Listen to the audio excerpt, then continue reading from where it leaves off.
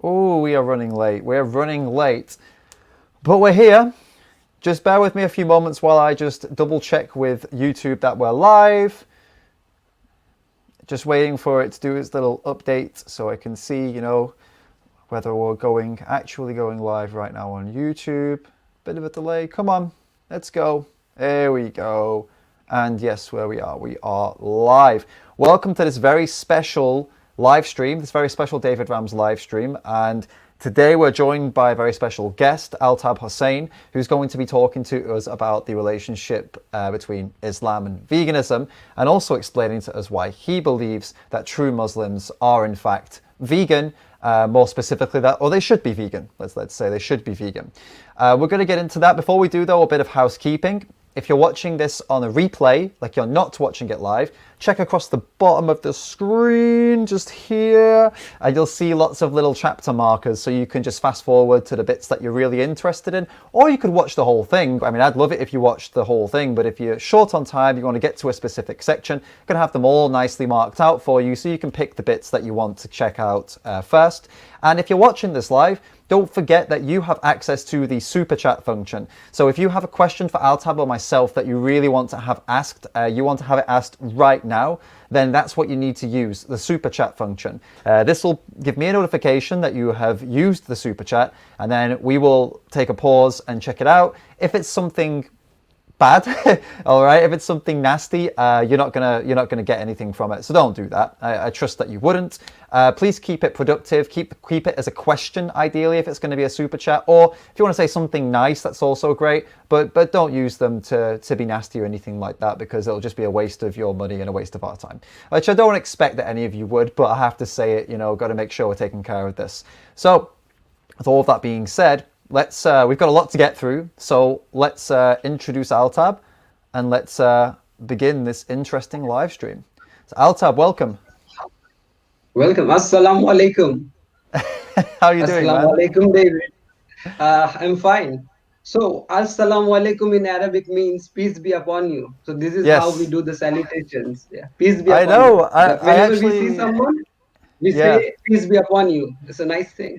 I actually know, because I actually learned that in India, because when we were investigating the slaughterhouses, we found that it was a good way to greet anyone who was a Muslim working in the slaughterhouse. It made them feel comfortable with us being there. So we actually were saying that quite a lot, because I would have my camera and I would say like assalamu alaikum, and then can I film? And they'd be like, yes, of course, brother, of course, film. So I remember actually They saying that feel quite very a lot. familiar with that. Yeah.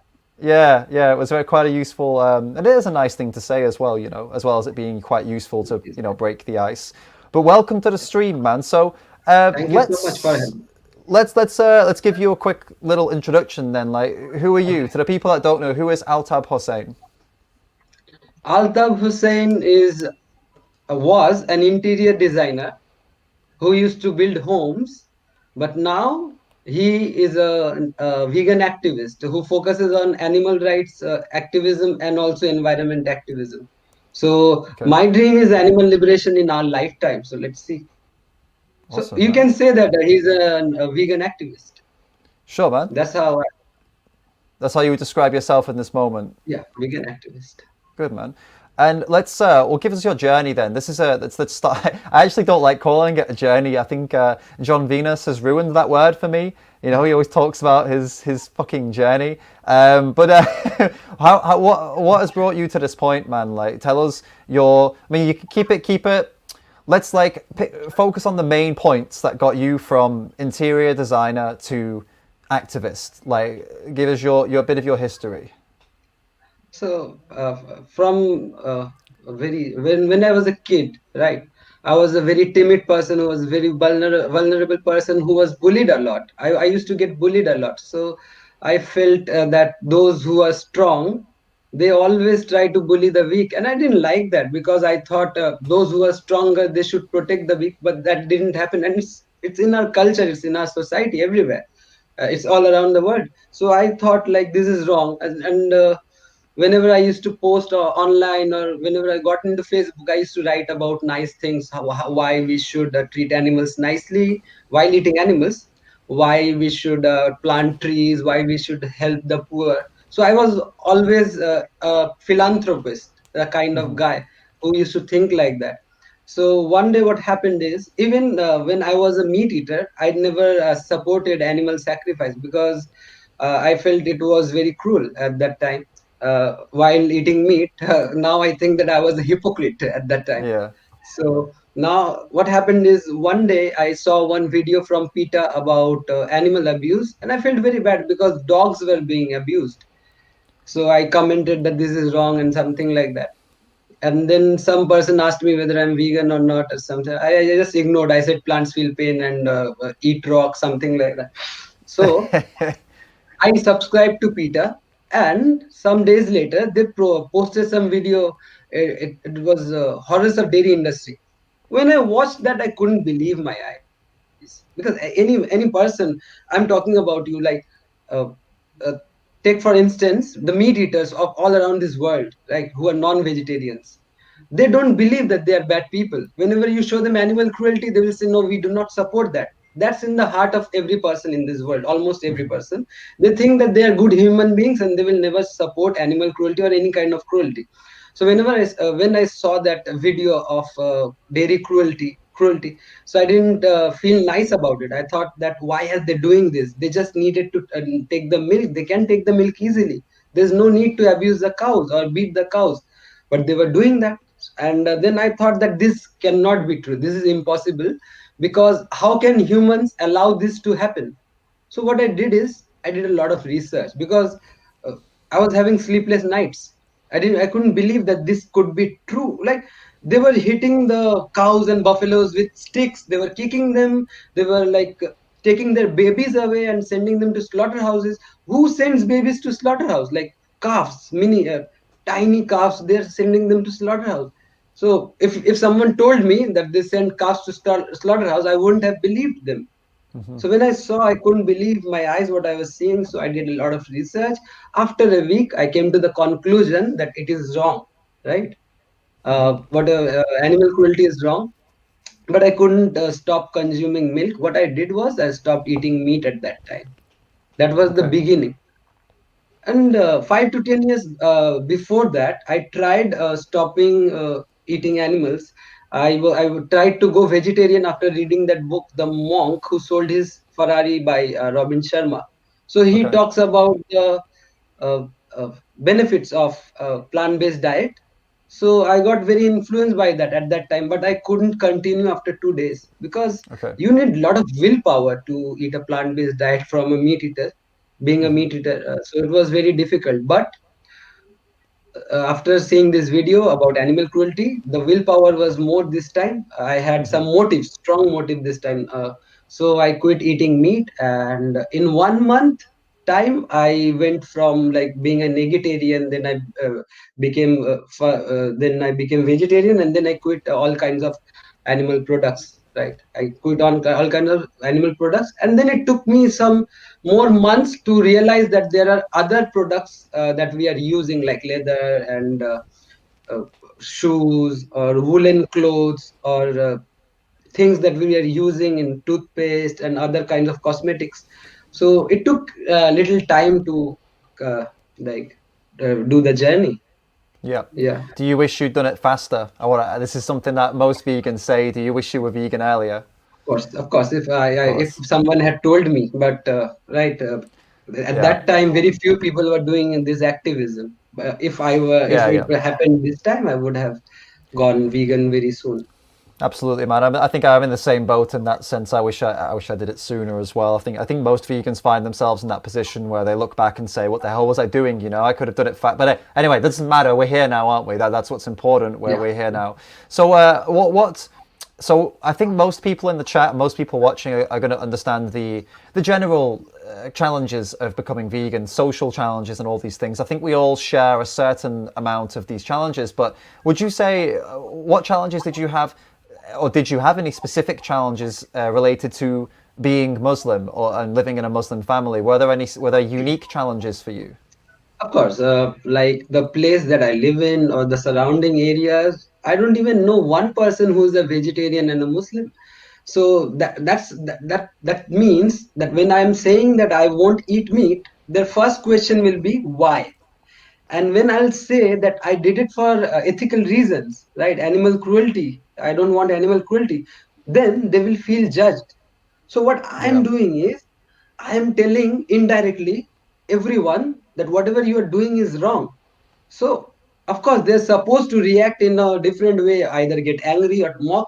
Most people try to mock me, but like I don't focus much on them, because I know that Yeah. that's how they were brought up, and the social conditioning.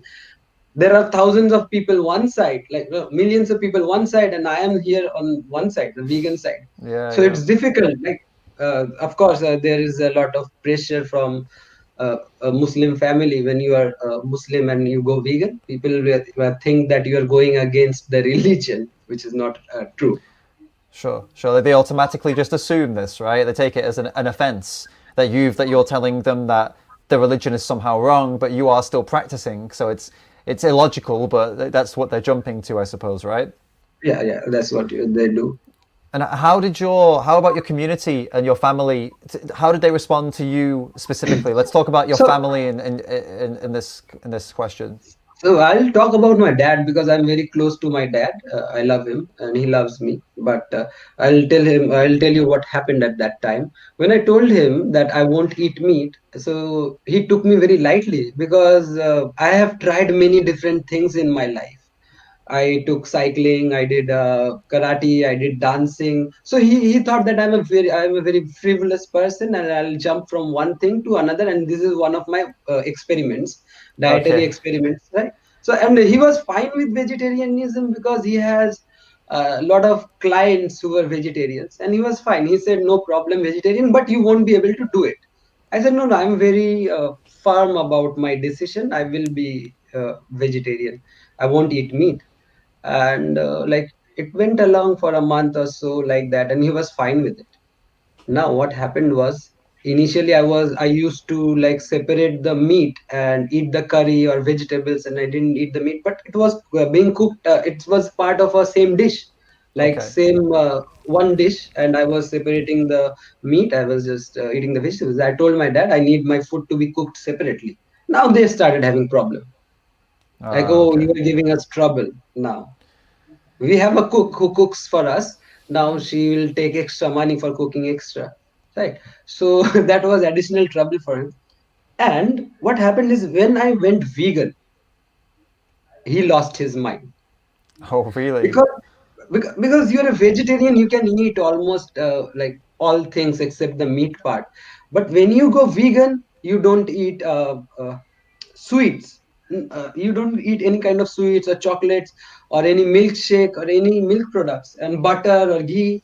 So whenever I was saying no to him, he felt very offended. People feel offended if I offer you something and you say no to it. It's like a social thing, right? If someone Yeah. is giving you something and you say no to them, they feel very offended. That's how my father felt very offended. And he got a little angry, not very, but little angry. So what he did is, he thought that I had gone crazy. He booked an appointment for me with the psychiatrist, and Wow. he was sure that I've gone crazy, and I was very confident that nothing happened. And if the psychiatrist asks, I will tell her or him why I have gone vegan and how it is good. So when I went to the psychiatrist and I told her that there are so many people who do not eat meat and it's perfectly fine. Then she checked and told my father that it's a new thing and he will get over it soon and there's no problem, no serious problem. Then my father was okay. Then he thought that I got influenced by some Western people, Yeah. which was, yeah. So what he thought this was a Western thing then? Is that the next? How did that go when he went down that route? Did you Ah, convince him it's not or? uh, of course, when I said that no, I didn't see anything Western. I saw videos of how they are treating animals in the dairy industry. In That's why I India, went. right? Yeah, yeah, in India, Yeah, yeah. in everywhere, everywhere. In my Sure, but I city, in mean, my, yeah, but I mean, I guess he may have been thinking that you were seeing videos from the West, but you were yeah, of actually course. looking at videos from Because India. veganism is not popular in India. Vegetarianism is hugely Yeah. popular in India. Like almost 30 to 33% of the population is vegetarian. So it's hugely popular. But when you say veganism, he told me, show me one more vegan like. Yeah. And I had Yeah. no one. I said, there must be someone in the internet. I haven't gotten connected to them yet, but one day I'll get connected and I'll show you 100 vegans one day. And he was like, when? I was like, no, there must be some vegan because I used to read in the internet that there are some people vegan. Of So course, initially yeah. I was really scared. I thought I Yeah. would die due to lack of protein, because that's the idea. Meat has protein, milk product has protein, and other food doesn't have protein. Plant-based food doesn't have protein. I was really scared because the schools do not teach much about nutrition, right? The schools do not teach much about nutrition. That's why people are scared about it. Yeah. So yeah, then I read some comments about people that someone said that I am vegan for 40 years, 50 years. Then I said, okay, it's possible to live 50 years after going vegan. And then yeah, and then obviously yeah, that's interesting that you said that though about the being scared. I can't imagine. I mean, obviously, when did you actually go vegan? Did you mention already? Like how many years ago was 20, it? 2014 September. 2014, right? So in September, 2014, September. sure, sure. So in 2014, then I can imagine. Six Yeah, I years. mean, God, things must have been in India, especially. I mean, in other parts of the world, veganism was quite a known concept, and people Yeah. knew about the nutrition in 2014. But I can Mm. imagine in India that information was a little bit harder to find. So I'm trying to put myself in your position of like, wow, Yeah, yeah, like yeah. I don't know what's going to happen to me, but I don't want to hurt animals anymore. That must have been Yeah. a really, yeah, I can imagine how scary that would have been, man. Wow. So things escalated when I took it to different level, because initially it was only about diet. I didn't want to eat and I was not doing any activism. But what Yeah. happened is I started telling them that it is wrong. They were getting pissed off, but they were Yeah. ignoring me initially. But when the festival of sacrifice came, that's when the all hell broke loose, because I got Sure. very angry at my dad. I got very, Okay. very angry. He told me that I said, what's wrong in if we be kind to animals and then stop slaughtering them? If we don't, it's once a year event, right? I didn't know much about things. I said, if I don't kill animal, will God punish me? He said, God doesn't want you to be kind to animals. God wants you to slaughter the animal, sacrifice the Wow. animal. You have to do it. I said, no, I won't do it. And I was about to leave the home, Yeah. but I have a very good friend from UK. Then he messaged me. He said, if you leave home, you will never be able to convince your dad to be vegan or make him eat less meat or whatever little progress. He won't get influenced because he won't be here, and your life will be difficult Yeah. if you It's stay at. it's it's interesting that the vegan Potterhead is saying just to let you know that they're sharing the same thing but with Judaism. This whole Of like course, argument with the family, like of rejecting the cultures. It's really interesting how it's not only with you and with Islam, it's also with they, other religions like Judaism as obviously well. there is a lot of similarity between the Abrahamic religions like Christianity, Judaism, and Islam. There is a lot of similarity. Even in Judaism, there is something called kosher, which Yes, is of quite course. Yeah, close to halal, right? What is yeah, permissible, what is right. Yeah. definitely. So And there's similarity. thank you to the vegan Potterhead for that. By the way, Thank that you. they've contributed £2 to this live stream, so that's Thank you. awesome. Thank And if anybody else does want to contribute and you know get a message on the screen for myself or Altab, you are more than welcome to. And so, I mean, based on what you said, I think I already know the answer to this question. But actually, no, I take that back. I don't know the answer to this question. But do you feel that a Muslim family or a Muslim community is more or less accepting of veganism than, say, a Jewish family or a Christian family or an atheist family or a Hindu family? Would you, you know, where would you, from your experience, I mean, from what your friends and you know your friends as well and what they've gone through, for example, would you say it's more It's or a less difficult accepting? it's a difficult question. I will Yeah. say that whether the person is aware or not, whether the community is aware or not, because if you go by the books, if you go by the religious scriptures, I was just revising myself before coming to the live session. Yeah. The God has very clearly said that He hates those who waste. So God believes in minimalism in Islam. I'm talking about Islam. He Okay. believes in minimalism, right? Not wasting products and also treating animals kindly and things like that. But in today's time, you won't be able to see people who are following that. People are doing excesses. They are buying a lot of things that they do not need. They have a lot of clothes. I'm talking about my brother. He has dozens of clothes and he is buying clothes every week. He doesn't even need them. Yeah, He has like 20 pair of shoes. He has 2 3 cars. He doesn't even need them. So the God in Quran says that I support minimalism, and those who waste, I do not like them. But people are not following that. Why I brought this argument is because you asked me whether people are accepting. If they followed the scriptures, if they followed the logic, they would have supported. But okay, sadly they are not, so I got no support from people I in my understand. community. Well, this leads us on to very nicely onto the core question, right? This is what we're here for. So let's begin the deep dive into the deep end of this. All right, let's get into this. Right. So let's go. The title of this video: why do you think true Muslims are vegan? Altab, let's get into this question. It's a big question, and I don't expect you to answer it all in one go. So take it easy. We're going to go through. I've got a lot of different topics to cover with you, so we don't need to rush. But let's open up with like your basic argument, all right? Your core argument. Why do you think true Muslims should be vegan? So first, veganism is something that's good for the environment, like best for the environment, best for human health, and it's best for the animals, right? On one side. And on the other side of the argument is Islam wants you to be protect the environment. God says in the Quran that I have made human the guardian of the planet, guardian of the environment. So that way I should protect the planet.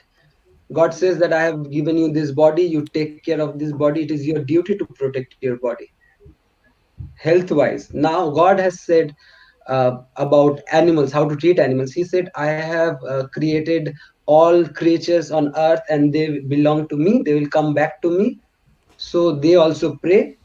That means all the animals. So in the hadith, in Quran, there are talks in length about why animal cruelty is wrong and what God will do with people who are cruel to animals. The Prophet is saying that God will burn people in hellfire if they be cruel to animals, right? So now we saw these three things about veganism, and then Islam. Islam is promoting environment friendly living, animal friendly living, and also health conscious living, and veganism is doing that. So if you want to be a true Muslim, you have to focus on these three things which people are not doing. Hardly any Muslim is doing that. How many Muslim you see are into environment protection? How many Muslim you see are into animal rights or protecting their health? And there has to be a combination of these three things. So veganism, and this is why I say that a Muslim, a true Muslim, has to be vegan, because that is the most halal lifestyle possible. Otherwise, in the factory farms, if you go in the chicken shop, they are killing chicken in front of each other, which is prohibited. The chickens are living in a closed uh, cages, which is prohibited. It's not allowed in Islam to keep chickens in closed cages. Islam talks about giving the best possible life. They have mentioned clearly in Islam, it's mentioned clearly that the chicken or any animal that is supposed to be food should live the best possible life. Now it's a big burden on the person who is eating the animal. Best possible life, right? So if you go by the standard of animal welfare, if you go by animal welfare, 1400 years ago it was written or told how it's like top class animal welfareism 1400 years ago. And now the animal welfare community is coming with new laws how to treat animals well, slaughter them humanely. So that way, if you want to be a vegan, it will be better, because that way your actions won't conflict with your uh, like ideology. So it's in a same line. If you go vegan, it's like environment friendly, it's health conscious, it's no animal cruelty is involved. So it's better, right? It's the most halal thing possible. There's nothing haram in it. Okay. So just to summarize that, you gave a very good description of it, but your core argument is that veganism is the most halal way to live, basically. That's what you're holding it as, right? Yeah. And that is a something that Muslims aspire to. Am I right in saying that, to live as halal as possible? Is that the aim of being a good Muslim, to be as halal If as a Muslim possible? is Or conscious, if a Muslim is conscious, yes. If a Muslim is conscious, yes. But most of the okay, Muslims are not living consciously. They are doing okay. everything that has been prohibited by God and the Quran and the Prophet. They are doing that, and they are calling themselves Muslims. I don't know what to do about them. But So because yeah, okay, okay, they eat meat, and they say that we are eating meat because of God. God told me to eat meat, but it's not yeah. true. They are being dishonest. So this is what. Let's get on to this, because I know that. So Islam doesn't have any kind of official stance on veganism, right? There is no scripture about veganism as a concept, right? Or a lot of people seem to believe. Well, okay, okay. Let's confirm one thing. It's not forbidden, is it? In Islam, it's not forbidden to be vegan, right? No, not at all. It's No, not forbidden. I've just done a video about Dr. Zakia. Dr. Zakia, is it? I can't remember his surname off the top of my Dr. head. Zakir Naik. Nayak, that's the one, Nayak, and yeah, even he says that, So, and he's about, he's very, I don't know Popular, what the yeah. word, not extreme, but he's extremely passionate about Islam. So if he says it's not forbidden, I think we got to take that as, as the gospel. Yeah, Really, he's yeah, yeah. definitely For more, Muslims, yeah. yeah, he's very, very into that. So, where Nowhere, do nowhere, people? Oh, go no, ahead. Sorry. nowhere in Quran or Hadith it is written that you have to eat meat to be a Muslim. Even the Prophet used to eat meat once in 2 months, once in 3 months. He liked dates.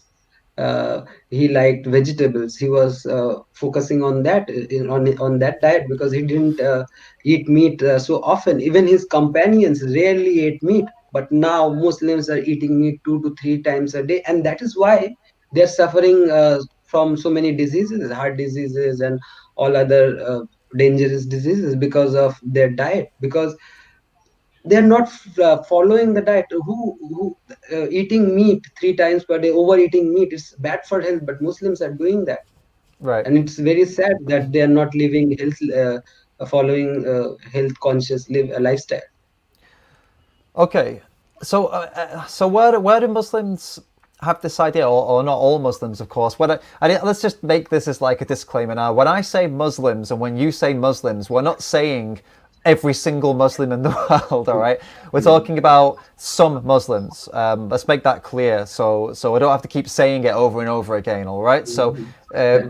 Just I'll say it one more time to be 100% clear. When either of us refers to Muslims, we're not talking about every single Muslim in the world. We're saying that some commonly held beliefs within Islam, some commonly held Yeah. beliefs by Muslim communities. That's what we're referring to, all right? Yeah. So, Yeah. where does this concept come from then, that it is like mandatory to consume animals, in within Muslim communities? Because a lot of Muslim communities seem to have this belief that it's mandatory, like eating meat is almost something that you should do, not Never, something that you never, can do, never, right? never heard anyone say that it's mandatory to eat animals. If someone says that, that person is an idiot because that person Okay, doesn't know anything about Islam.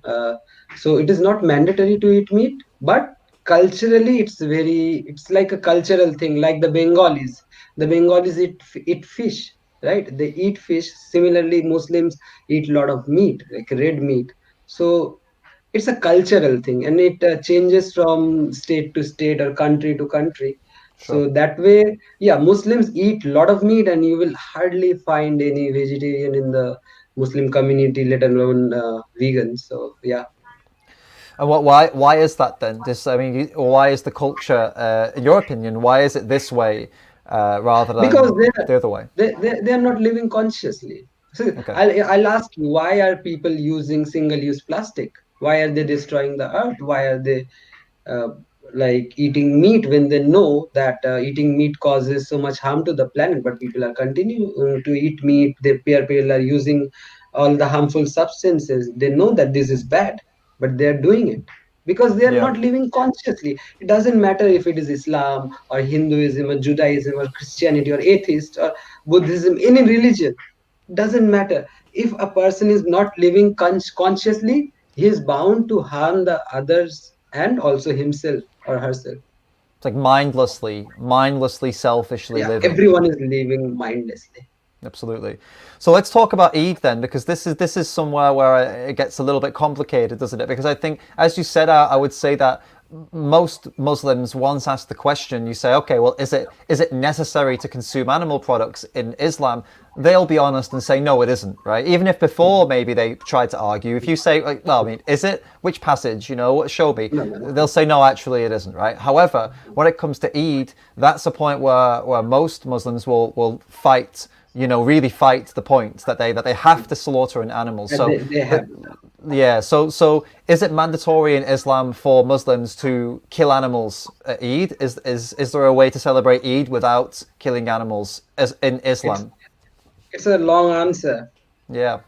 It will take 2 minutes. So, Go so ahead, man. I'll tell you the basics of Islam. What is if you want to become a Muslim, how will you become a Muslim? There are five pillars of Islam. One is the faith in God, that there is only one God and Prophet Muhammad is his messenger. The second is prayers. Salah, 5 times per day you have to pray to God. These are pillars. These are very important. You cannot neglect these things. Third is fasting. You have to fast for 30 days, a month every year. And after that, the Eid ul Fitr. There are two types of Eid. Then Eid ul Fitr comes after that, the fasting. And then there is a zakat. Zakat means charity. You have to give 2.5% of your total wealth every year. It's a mandatory thing for every Muslim all around the world to give that 2.5% of their total wealth to charity, the poor people. And the fifth is Hajj, pilgrimage, but who is eligible to go for Hajj? A person who is healthy, a person who has no debts, a person who has money. These are the things that a person makes person eligible to go for Hajj. Now it's written in the book that when you go for Hajj, there are certain things that you need to do, and you complete it with uh, sacrificing an animal. It's written in the book, but we can argue about that later. But first, come to the main part that I want to discuss. 99% of the people who slaughter animals in Eid, right? Eid al-Adha, it's not mandatory because I haven't, yeah, now I haven't come to the point about the Hajj people who are going to Mecca to Hajj, whether they should slaughter an animal or sacrifice an animal or not. I'll come to that argument later. Let's keep it aside. Okay. But I'm talking about people who are not going for Hajj. It's absolutely clear that it's not mandatory, but they still do it. Now people say that the prophet did it, right? The prophet did it. They give this argument to justify that thing. I've seen criminals, right? uh, uh, Criminals and all kinds of bad people participating in this animal sacrifice outside, like not in Mecca. I'm talking about every other place in the world, and people enjoy it so much. They laugh, they enjoy, they like the bloodshed, they like the killing of animals. They like, because see, animal cannot fight back, right? It's something that you are hurting an animal, you are getting some sadomasochistic pleasure out of it, right? Yeah. Like a psycho person, murderer would do, and you can see them laughing. And Islam doesn't permit that. Islam doesn't permit that. Islam says that you have to respect an animal. You have to respect an animal, treat them well. What these people do is they go to the market. They go to the market and they buy an animal, and then they kill the animal and they jump on their bodies while killing the animal. Maybe a very one person, thousands of people maybe is doing caring for the animal and really feeling for the animal, but that will be very few person, like almost one in 10,000 or 100,000. Most of the people do not even care for the animal. But again, if someone cared for the animal, why would they kill them? Now we go Yeah. back to the story, how it came about, how the Eid came about. So God asked Abraham. Abraham is the father of all three religions: Judaism and Christianity and Islam. These three, Abraham is the father of the religion. That person, God asked that person, Abraham, the prophet Abraham, to sacrifice his most beloved thing for God, to show his love God towards God, because somehow God felt that he was not focusing on God anymore. God wanted attention and a show of love, show of faith. So he realized that my son is my most beloved. So then he talked with his son, and they both agreed that okay, we will go ahead with the sacrifice. Then, when he was about to sacrifice his son to God, God said, "It was just a taste of your faith. I would really not do anything that will hurt you or your family. So just celebrate this, sacrifice an animal, sheep, and like distribute to the meat to the poor and celebrate." So now, at that age, slaughtering an animal or sacrificing an animal meant a feast, because people were very poor. They didn't get to eat meat. Once in a blue moon, they used to eat meat. And it was like something, a festival kind of thing at that time. So from there, it came about. Now tell me, a person, it sacrifice means you should feel it in the heart. Sacrifice. You are giving, you have little money and you are giving half of it to someone to help them, so you'll feel that in your heart. Sacrificing is not like buying an animal and slaughtering them or cutting their heads, because if that was sacrifice, a butcher is sacrificing hundreds of animals every day. So that way a butcher will be the most world, right? So that's not right, whatever we are doing. So am I clear to with that part? Like a person, it's not mandatory for a person who's not going to Hajj to slaughter an animal or sacrifice an animal, but Yep. they can do it if they want. Yeah. So it's a yeah. So okay, yep. So unless they go for the pilgrimage, if Hmm. they go for the pilgrimage, they have to make a sacrifice of, No. as you've just said, something that is in their hearts, right? It's not an animal necessarily, but something Yeah, I'll that. come to that part. So Okay. Okay. Sure. Okay. when people go for Hajj, right? Yep. When people go for Hajj, the tour company, what they do is they take some money from Okay. them for the sacrifice, and they take that money and they buy an animal and they sacrifice that animal themselves. The tour company Right. that does that, because who would go and sacrifice an animal himself or herself? If a woman is going or whoever is going, the tour company does that, takes the money and they sacrifice the animal themselves. Now tell me, what was the gist of this ritual? What was the heart of this ritual? There was some feeling. If God is asking for you for sacrifice or show of love, there should be something more grand, something which is more touching, or you have to give something big. It's not like buying an animal and killing. Yeah. If you go to any restaurant in Kolkata, they are like paying people to kill 100 goats every day, Yeah. Of right? course. That so what's the difference? You are killing an animal and then you are once a year you are doing such a huge thing for God. What is that? You're just cutting heads of God, animals. Yeah. So it's We, yeah. Now I'm following you. blindly following scriptures Yeah. Yeah. Sure. isn't going to help us. We have to understand the meaning of it, what the prophet wanted to say to us, what God wanted us to know, what he wanted us to show him that we love him. And it was a taste of faith.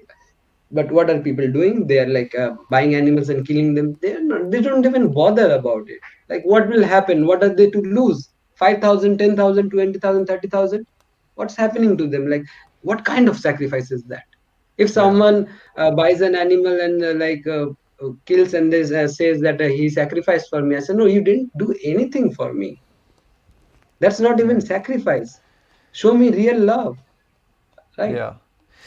Yeah, it's a if it's love that you're trying to show, love through sacrifice, it's a pretty strange way to show love by doing something so violent and something that Yeah. absolutely, as you've said, it doesn't come from the heart. It's almost done as a chore. It's almost like oh, I have to buy this animal and slit their throat. And some people are enjoying the violence. It really doesn't. it doesn't scream peace, does it? You know, it really doesn't. It Yeah. doesn't Well, give the impression now of peace. You know. when I do a lot of activism during Eid, and because I get a lot of shares, a lot of people share about these things whenever I post about, because most people do not know I have a little knowledge about this. That's why people Mm, ask me about all these things. So what happens is, at that time many people come to me and say, no, you are doing wrong, whatever. So if even if it is not mandatory, we should do it. What's wrong in doing it? I say that God has said that you have to pray 5 times every day. If you do not do that, I'll burn you in hellfire. That's mandatory. right. That's mandatory. Do you do that? And almost 90 to 95% of people know we do not pray. We pray once in a while. We do not pray. So God, what has God made mandatory for you?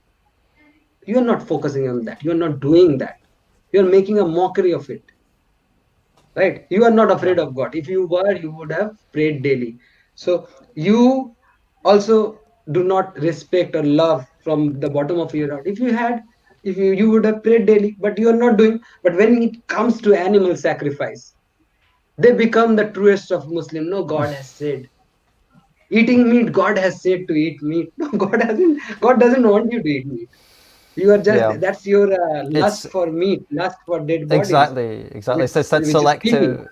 selective logic again, isn't it? Because It, they, it, you know, they say, for example, not in Islam. I'm not talking about people in general now. They'll say, well, you know, the caveman example, the caveman excuse, like, oh, but what about our ancestors and what about what cavemen were eating? I mean, you know, and then you know, but they don't want to actually give up their phone and laptop and clothing and their this is house the to go and live like their ancestors. They just choose the bits that that are convenient. The same as you know, in this case, a Muslim is choosing the meat eating and the sacrifice part of the religion because that's convenient to them, because these are the things they want to do. But the other stuff that's a little bit more difficult, that they don't want to do, well, I mean, you know, God's going to let that go, right? Like, that's no problem. But if we don't do the sacrifice, then you know that's what's going to get God really angry. Like, yeah, sure, right? You know, no, these it's in Muslims, everywhere. these Muslims are just like the ISIS, right? What does the ISIS do? They behead humans. They behead humans and they say we are doing it in the name of God. We are doing this for our religion. We are doing this for our prophet. But are they really killing for God? They are doing crimes against humanity and they are blaming God for it. Similarly, the meat eaters, they are eating meat for their own lust. It's not even necessary. In today's age, there is information everywhere that meat is not needed for a human body to survive healthy. On the contrary, it is better if you do not eat meat for health and environment and everyone. So even then, they're eating meat. When you ask them why do you eat meat, says, I'm eating meat for God. God has told me. God this, God that. So many people use religion and God to do bad things, and they don't want to take the blame on themselves. And Absolutely. God cannot tell you, okay, I didn't say that. If he Yeah. could, he would. He Yeah, would. I bet. And yeah, I have said this to people before of various religions actually. Can you imagine how disgusted your God would be at the fact that Maybe. you are using the name of your God to justify your unnecessary violence towards lesser intelligent animals? Like if you know when you eventually die and you face God and they ask you, why did you do that? What are you going to say?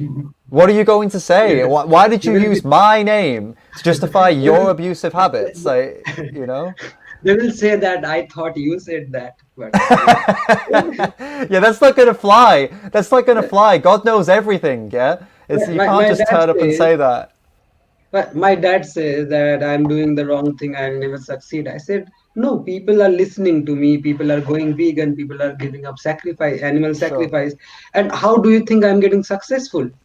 You are saying that God is stopping me. No, that very maybe that very same God is helping me getting to the global stage, doing work with international activists, renowned activists. How is it Yeah. happening? Maybe why are you not thinking that God is like he is using us to give the message that whatever you are doing is wrong?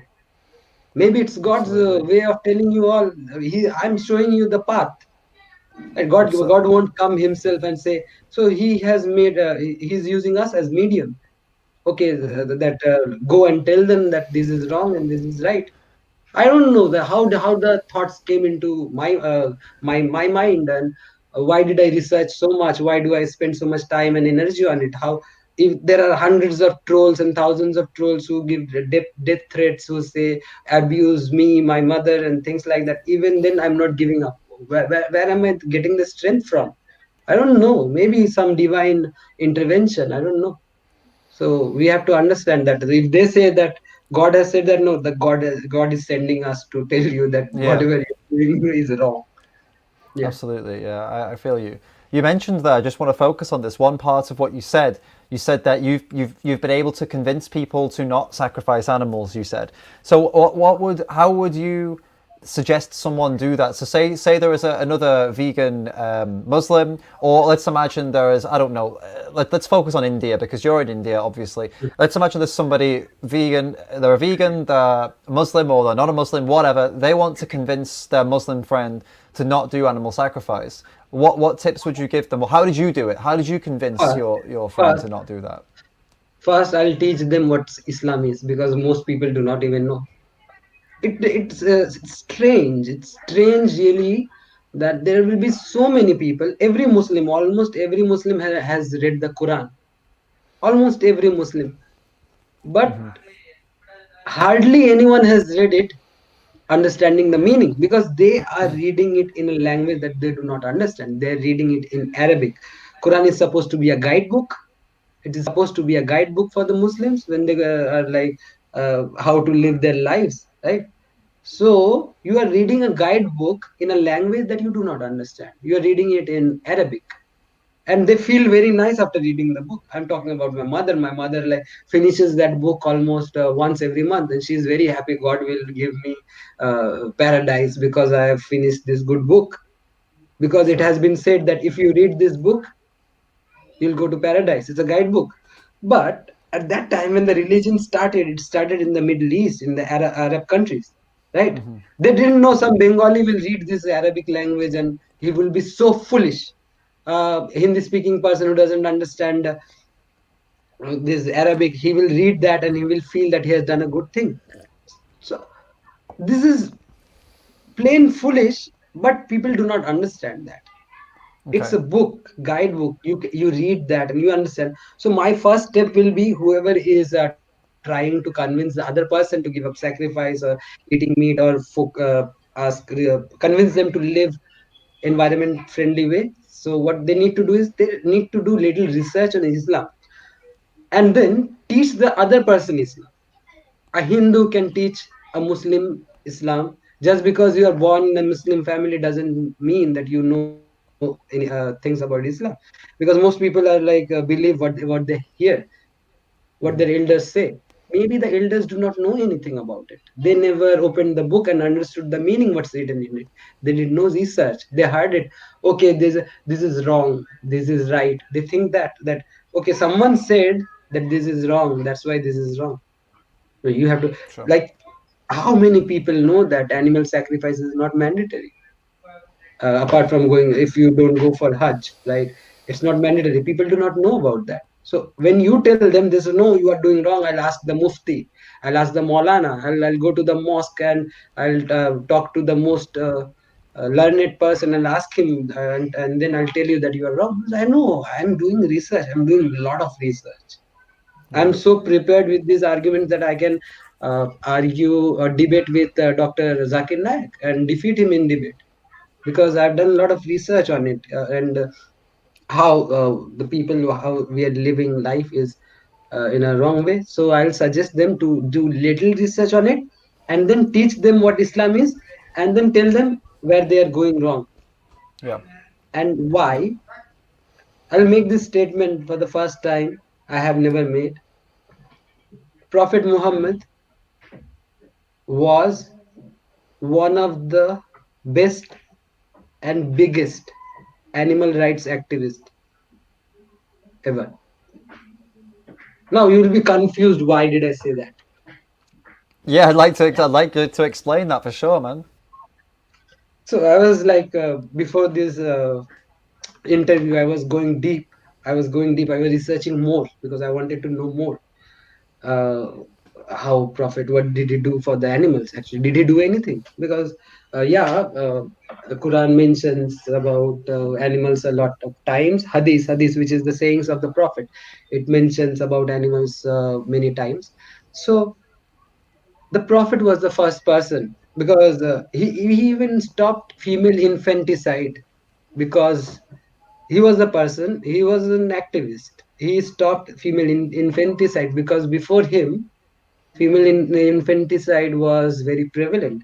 So he told everyone and convinced everyone that killing a female baby child is wrong. So people stopped that. Also, he made it illegal branding animals with hot rod. It was legal Okay. before he came. Branding, you're saying? Sorry. Branding with hot rod, Okay. Yeah. and Okay. Yeah. Yeah. he made it illegal. He he cursed people who burnt the home of ants. Okay. See, a person is talking about the well-being of ants. Do you Yeah. understand that? Yeah. Yeah. Yeah. If a person is talking about the well-being of ants and the beauty of bees, or how they are very important to the environment, that person is an animal rights activist. He banned killing animals for any other reason except for eating. But before his time, it was before he came, it was legal. People used to kill animals. They used to Okay. torture animals to death. They used to stab the animals. They used to uh, play sport. Like they aimed at animals, and they like threw things at them, rocks and bow and arrow things. Right. So he made it illegal. Now tell me, which other religious preacher did that? He said that this is not allowed, you cannot kill animals. Now, if you go by today's standards, like I'm a vegan activist, if you compare me to him, my then you will think that my views are little extreme than his. But he was doing that 1400 years ago. Yeah. He was doing that Yes. 1400 years ago. He His companions, what they did is they took the uh, young babies of a sparrow from the bird nest. He said, whoever did that, God will burn him in hell. Okay. This shouldn't be happening. So he strongly stood up against that. He spoke up for the animals. He spoke up for the animals. He said you cannot hurt sparrows, and you cannot brand animals on the face with hot rods. He made it Hmm. illegal to cut testicles of animals. It used to happen at that time. It still Sure. happens, Yeah. right? It still happens, but he made it It illegal. does. Would you be confident in saying that the if the Prophet Muhammad was here in the modern day, 2020? He would be a vegan. Yeah, He that's what I was would be going a to ask vegan. you. He would be an Yeah. environmentalist. He would be a minimalist. He would be a health conscious person who will preach. Uh, he will be very much like us. Yeah. I think this is what a lot of religions kind of fail to I don't even, I think it was like your dad. That was my uncle. He's a Oh, very your religious uncle. person. Sure, He's a sure. very religious person. But I was just saying, Yeah.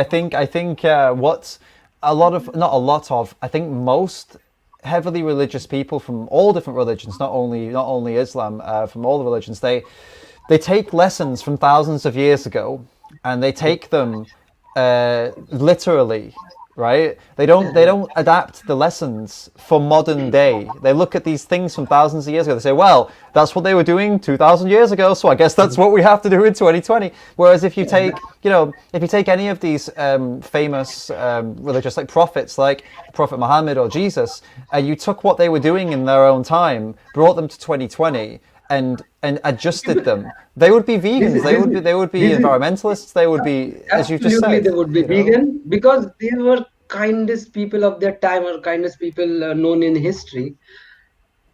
Now what people do is people say that they did it, they ate meat, then I'll eat meat. that person who was speaking up for animals, right? Jesus, he even didn't curse the person who killed him. Jesus said, Lord, have mercy on him. He doesn't know what he's doing.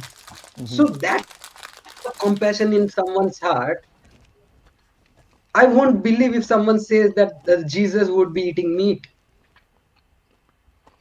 Would not, because he's one of the most kindest person to have ever lived on earth. For sure, man. For sure. I your He video was was one. frozen up. Sorry, I don't know if your video. One second, let me just try and sort out your video. It's frozen up. Are you still there? Is it okay now? No, it's frozen. Wait. Okay, it's good now. It's good. It's good. It's good. No, absolutely. I think as we were just saying, yeah, I think it is down to. I mean, for me, let me just Is be it clear about working? something. Okay. Yes, yes, yes, yes. Can you hear me? Everything's okay. Yeah, I can hear you. I can hear you. Let me just be completely honest for anybody wondering who's watching. Since I've made my Sadhguru videos, people are accusing me of being a Christian missionary. I was No, you are raised, not. I was raised as nothing. My mum is a Catholic. She never forced any religion on me. She allowed me to learn at my own pace, and I'm agnostic. I would say I would say I'm open-minded to spirituality, and I take lessons from different religions and things that I read, and anything that I see to be like inspirational, I'll listen to it and I'll read it, and I'll be respectful. But I'm definitely not a religious person. But I guess my point here is I look at this logically, and as I was saying, when look, I guess I don't understand why. I do understand why. It's social conditioning as to why the individuals will read a book from thousands of years ago, and rather than actually adjusting it and making it modern, they will just keep following it word for word, or not even, as you've just rightly They pointed don't. out, they don't even They follow don't. it word for word. They don't. They don't. They choose the bits I'll, that they like, right, I'll come to that and then point follow right those now. bits, right. I'll come to that point right now. Yeah, go ahead. In Quran, it is written about how we should treat the slaves, right? How we should treat the slaves. Tell me who has slaves in this modern time? It is illegal to keep slaves. In most places, But people say, absolutely, yeah. if you go by the book, if you go by the book and say, no, in the Quran it is mentioned about the slaves, so I will have slaves. This doesn't work like that, because Quran is just a guidebook. It's a Yeah, guidebook for you. You take inspiration from that. You have to absolutely, yeah. understand the essence of it. You have to It's understand the essence. You cannot misinterpret it and do evil deeds. No, absolutely. They also, this is the same thing with the Old Testament of the Bible, which it also has guidelines on how to treat a slave. It also has guidelines on how, if a woman is, I can't say the word because YouTube will demonetize, but if a woman is the R word by a man, Yeah. if the man apologizes to the father and proposes to her, then it's okay. That's in the Old So Testament, the Old Testament Bible. So I've go ahead, read yeah. a little about this. I know. So what happened is there was some context to it, and the other choice or other event would have been worse. So at that time they came to that conclusion, which, if you think from the modern times, view of modern time, you will feel that that's very cruel. Yeah, But you don't know at that time what was happening. Like I told you that four wives were allowed. Muslim, a Muslim man can marry four wives, and at that time people used to marry. People used to marry their slaves and they turned them into their wives. But sure. in today's time, show me Muslims who are marrying more than one. Hardly any. Very few. People are not doing that. So because we have evolved, Muslims used to eat from one big plate. Nowadays they don't. They eat Yeah, separately. So sure. people are progressing in the best possible way, and maybe also in wrong direction they are going. But I think they should take the right things from the book, which is applicable. We have to find a balance. You go by the scriptures, and also you apply your conscience. And if something feels right to the scripture and also your conscience, do it. If it feels wrong in your conscience or in the scripture, don't do it. Sure. So find Sure. a balance. You know this the indoctrination around the sacrificing for Eid, it runs deep. You know, the indoctrination, Why? the brainwashing, because Why only Eid? Sometimes I feel that it is very unfair to target the Muslims oh or yeah, I'm going to the. explain. I was going to explain. Okay. I finished the point. Yeah, it's the reason I'm saying this is the reason I'm saying this. Indoctrination runs deep. Is somebody asked the question? They said they know in India. I think it was Vegan King actually who's in the chat. He said that he knows people who are plant based, right? And on Eid, they still take part in animal sacrifice I because have they are so we, indoctrinated into thinking we they have have vegan to. friends in. I have vegan friends in Kolkata who are Muslim who are vegan, but they support in animal sacrifice. I don't consider them vegan. I don't consider them No, vegan. A the vegan plant-based person dieters, yeah. cannot. Yeah, a vegan person is ethical. He can't support an animal killing for any reason, No, no. and we have to understand that that's wrong. Yeah, but people are doing that, but you cannot call them vegan. They are plant based. They're doing that for their health, and what they are doing, they are reducing the cruelty to animals to a huge extent, like 99.99% or maybe more than that. They are just supporting animal killing once a year. If you compare that to a person who is eating animals every day, so that is far better than a Muslim who is eating meat. So that kind of a person is better, I will say.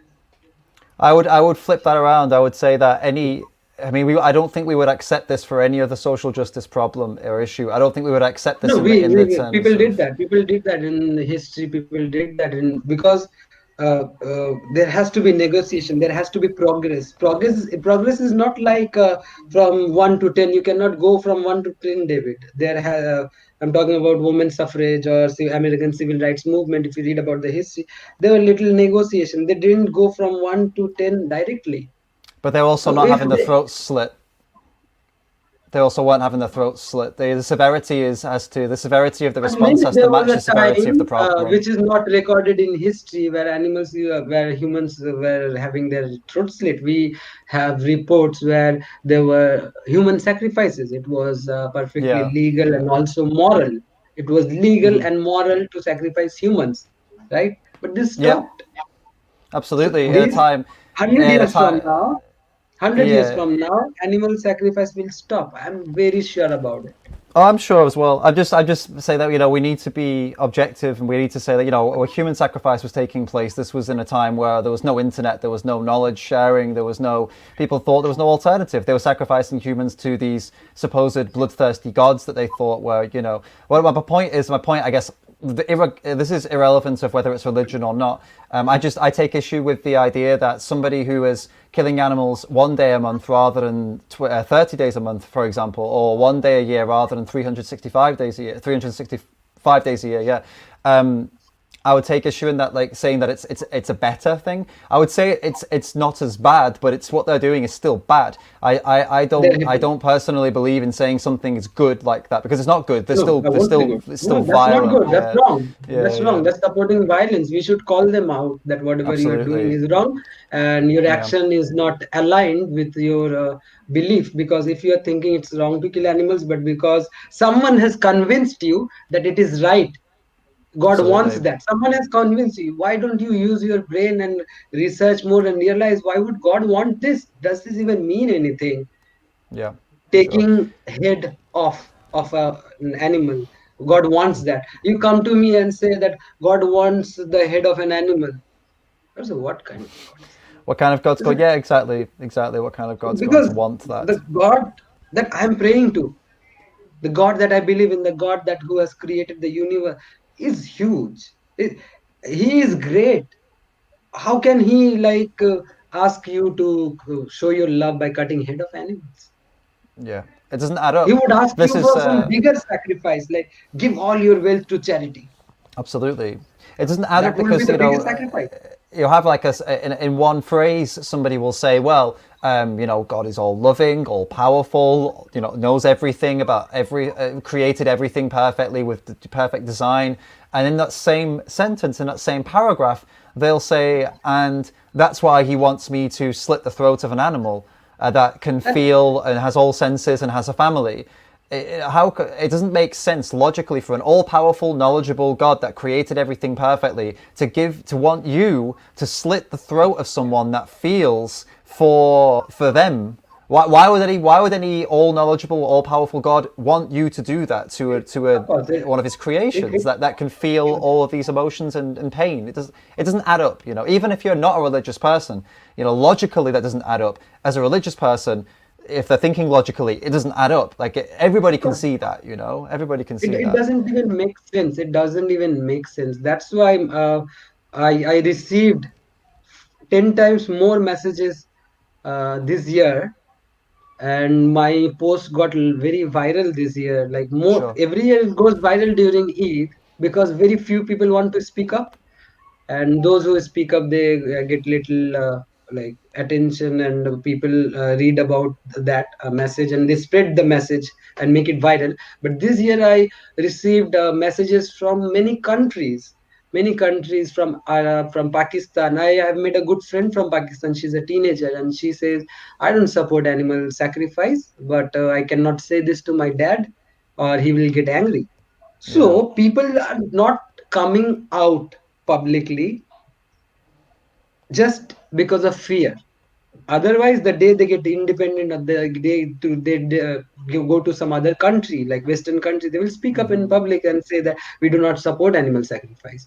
But just because they're living in countries like India, Pakistan, Bangladesh, it gets risky, right? You may get Yeah, yeah. killed. The extremists may feel that you are attacking their religion and hurting religious sentiments. So, a couple of years ago, we rescued one cow from our complex. Like my brother had brought the cow for sacrifice, but somehow we managed to rescue that cow. We named her Rani, and people came to my house and said, "You are hurting religious sentiments. You are going against the word of God." And also my Hindu friends came along with me. Then they said that you brought Hindu people with you to attack our religion. So things like that, a false accusation like that, and it could have gotten very dangerous. But I left home and I got underground for like a month or so. And when things got cooled off, then I came back again. Wow. And the next year, I was a little silent and didn't speak up much because I was scared for myself. But this Yeah. year, I spoke again. Right. So what can I do? I have to like take calculated risks. I Sure. cannot Yeah. go Yeah. totally silent, and I cannot go totally berserk. I have to take calculated risk. I have to look around and whether people are not, what are they complaining? Are they coming to me and saying anything? If they are, I'll tone down my message. And if I go to some other country, I'll like speak up more, right? Okay. So the Yeah. place that I'm living in is a Muslim dominated, like almost 100% of the people living here are Muslims, and very devout Muslims, or like extremist kind, so they do not like what I say. So if I whatever I'm saying here, if I say, go in the streets and say, they may beat me up or they may kill me, but uh, thank God that they're not listening to this right now. I hope, I hope they're not listening to this. Well, yeah. I mean, yeah. That's a risk. I know this is a risk for you. So I do appreciate you coming on, taking this risk because it's you know, this is powerful stuff, man, and I'm sure it'll reach a lot of people who you know would that want we want it to reach people that are open, and I'm sure a lot of people watching will be open. You know, Kip, and Kip, you go ahead. Sorry. Kip Anderson told me that if something bad happens to you, like if you are under any threat, tell me, I'll get you to Bangkok. So I Nice. got support. I got support from people are there. They tell me that come to Sri Lanka, come to Sri Bangladesh. Lanka wouldn't be much more safe though, would it? Sri Lanka's also a Yeah, very Sri Lanka is safe. Sri Lanka is is safe. it? I mean, any more? Yeah, okay. No, you're right. It's more of a. I had problems in Sri Lanka because of India, um. I, a- I'll say India is also safe, but it's not. not the place Yes, that that not was the a place that slip. I live. That was a slip And from it's me. That was a slip from me. I Let me just clarify. I'm not saying Sri Lanka's unsafe. I'm saying that I had some issues regarding religion in Sri Lanka, but not about Islam, about Buddhism, because I used to have a tattoo Annie did a tattoo for me with, she did it herself, and it was a nice little Buddha because I've done Vipassana, and I know about the teachings of Buddha, and it wasn't just for style. I wanted it to remind me of the lessons I took in Vipassana. But unfortunately, she did the tattoo on my lower leg. And I didn't realize that that's incredibly offensive. So when we were in Sri Lanka, a police officer came over and he said in the local language to one of our friends, he said, "Look, I'm a Catholic. I don't care about this. But if he doesn't cover his leg, we're going to have a big problem. There are many people who are very upset." So it was like, oh crap. So when you said Sri Lanka, and I got mixed up. I had a problem with Buddhism, not with. If it had something to do with Islam, you would have you wouldn't have your legs left. I don't want to believe that. I don't want to believe that. Try that. Try it. No. I don't think I'll try it. No, thank you. Yeah. No, that's I know that's a bit different, right? People are very unlike different religions. In Islam, people are very emotional about their religion, and they don't mind dying to protect the sanctity of their religion. So but the problem is, again, they do not understand the ethos of their religion, what the religion is trying to teach. The people are ready to fight, but they are not ready to spend time on education. They are not ready to make the society better or make some progress. They are always ready to kill and die, and that's wrong. Absolutely, right? absolutely. That's like I think that's one of the most profound statements you've made here. Actually, that people are ready to fight and die for what they believe in, but they're not ready to learn what they believe in. Yeah, that's insane.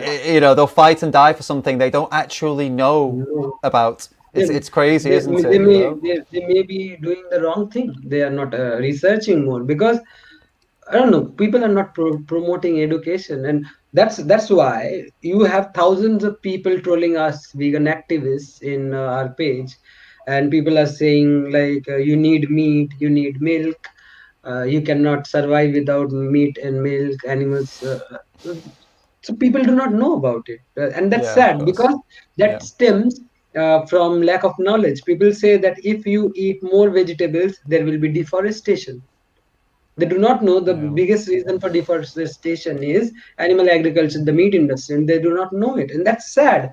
And who is to blame for that? Our job would become so easy to protect the animals and the environment if the government spent more time and money on education. But people are not ready to educate themselves. Even like the education is free on internet. They can Google, search on Google and research, but they do not want to do that because it's cognitive dissonance. How will it feel for a person who has all his life believed that so and so is true, a certain thing is true, and all of a sudden, after 30 years of his life or 20 years of her life, you tell that whatever you had believed in all these years is false? It's like saying the person who you thought is your dad all these years is not your dad.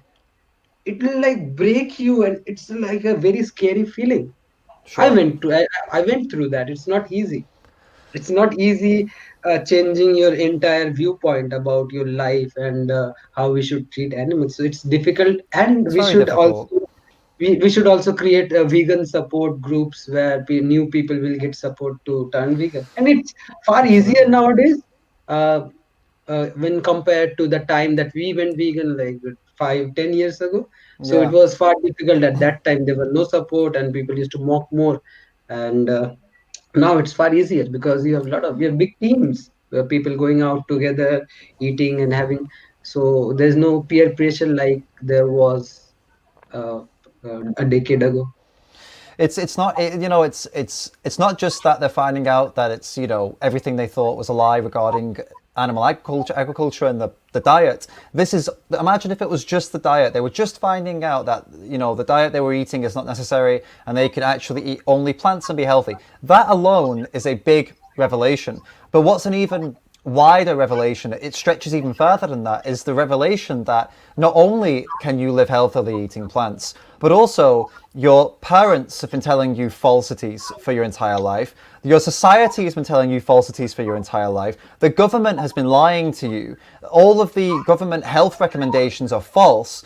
And they've been doing it, the government's been doing it because they want your money, your parents did it because they didn't know, and your society does it Yes. because they didn't know, and everyone's being brainwashed by these industries that want to get your money. And then That, people will be that, like, okay, you are the what the only fuck? person.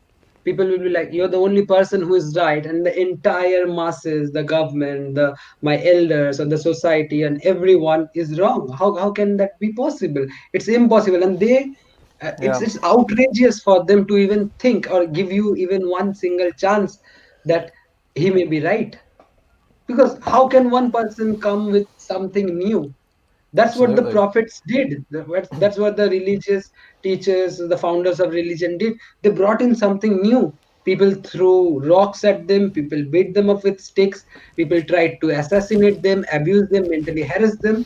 But ultimately, they took it, they believed in their thing, be it Buddha, be it Prophet Muhammad, be it Jesus, whoever came, the Moses, Abraham, people, when they came, people used to mock them. They didn't believe Yeah. their ideas. Same is happening with vegan activists. People are not believing that whatever we are saying is true. I mean, we don't even need to go back to your Buddhas and Jesus and the Prophet Muhammad. We don't need to go that far back to see this happening. I mean, look at recent, activists, prominent activists that we now look back on and say, wow, they were inspirational, they were amazing. Like Malcolm X, Mhm. there's loads of people. Name some names, man. Martin Luther These King, Martin Luther Gandhi. King, Gandhi. These Gandhi. people at the time had a lot of people who hated them.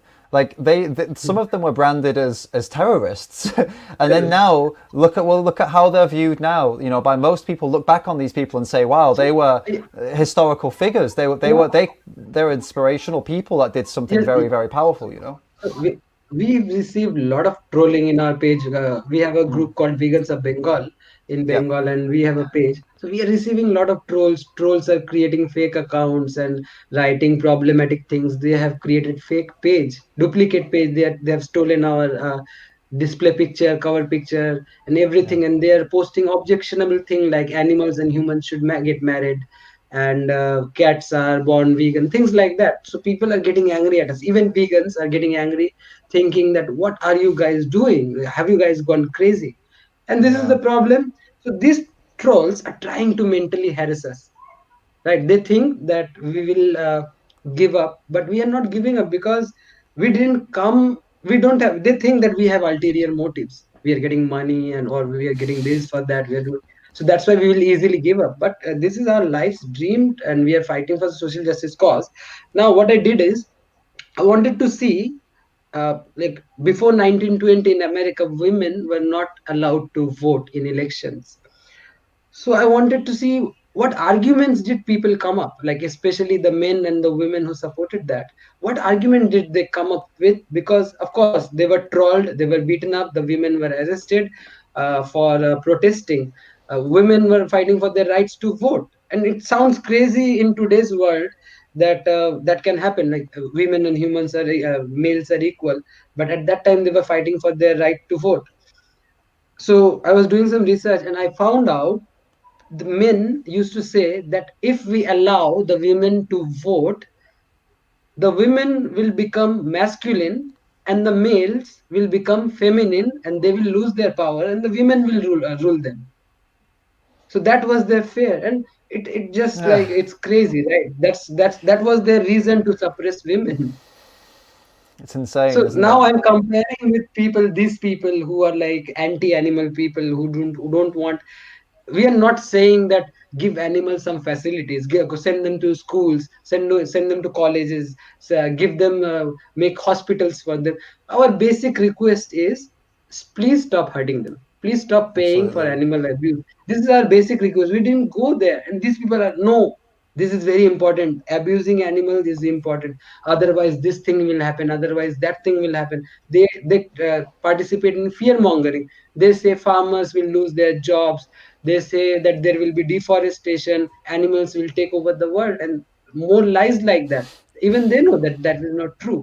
They even Of say course, that yeah. plants have families, they feel pain, they cry, they things like that, just to support their claim. But when you show them animal cruelty videos, they cringe, they take their eyes off. But when you Absolutely. show them potato cutting videos, videos of carrots being boiled alive, they don't feel anything because they know that they're dishonest. Absolutely, These of people course. are dishonest. This is relevant for almost every single person out there. Really, to be honest with you, it's not. It would be.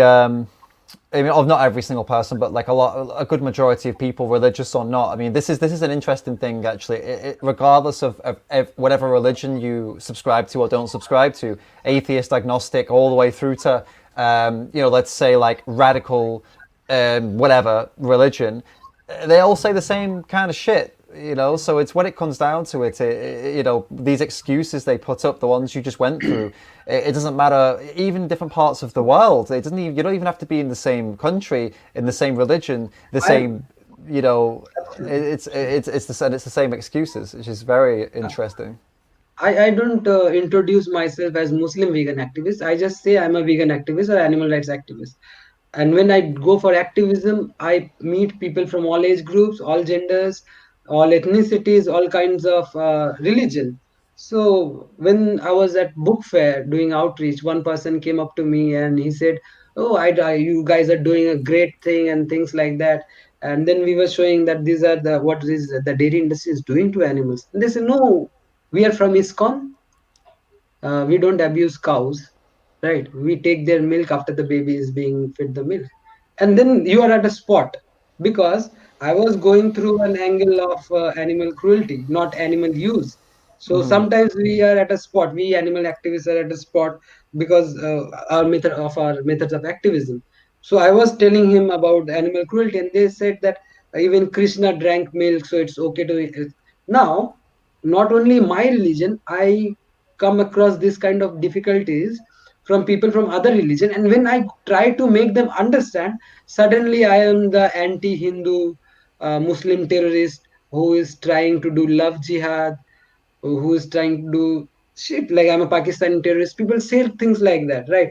Because in India there is a wave of right-wing extremism against the Muslims. There's a rise in hate towards Muslims in India for the past 6 7 years since Modi government came in power. So they felt that Muslims were being favored all these years by the Congress, and that's why Modi government is focusing more on the Hindus. And there is a like inbuilt anger, like Yeah. suppressed anger that's coming forward, and that becomes difficult for me as a vegan activist. When you are saying the Altab is a good activist, and all of there will be thousands of people who will hate you and me because they will say he's a Muslim, right?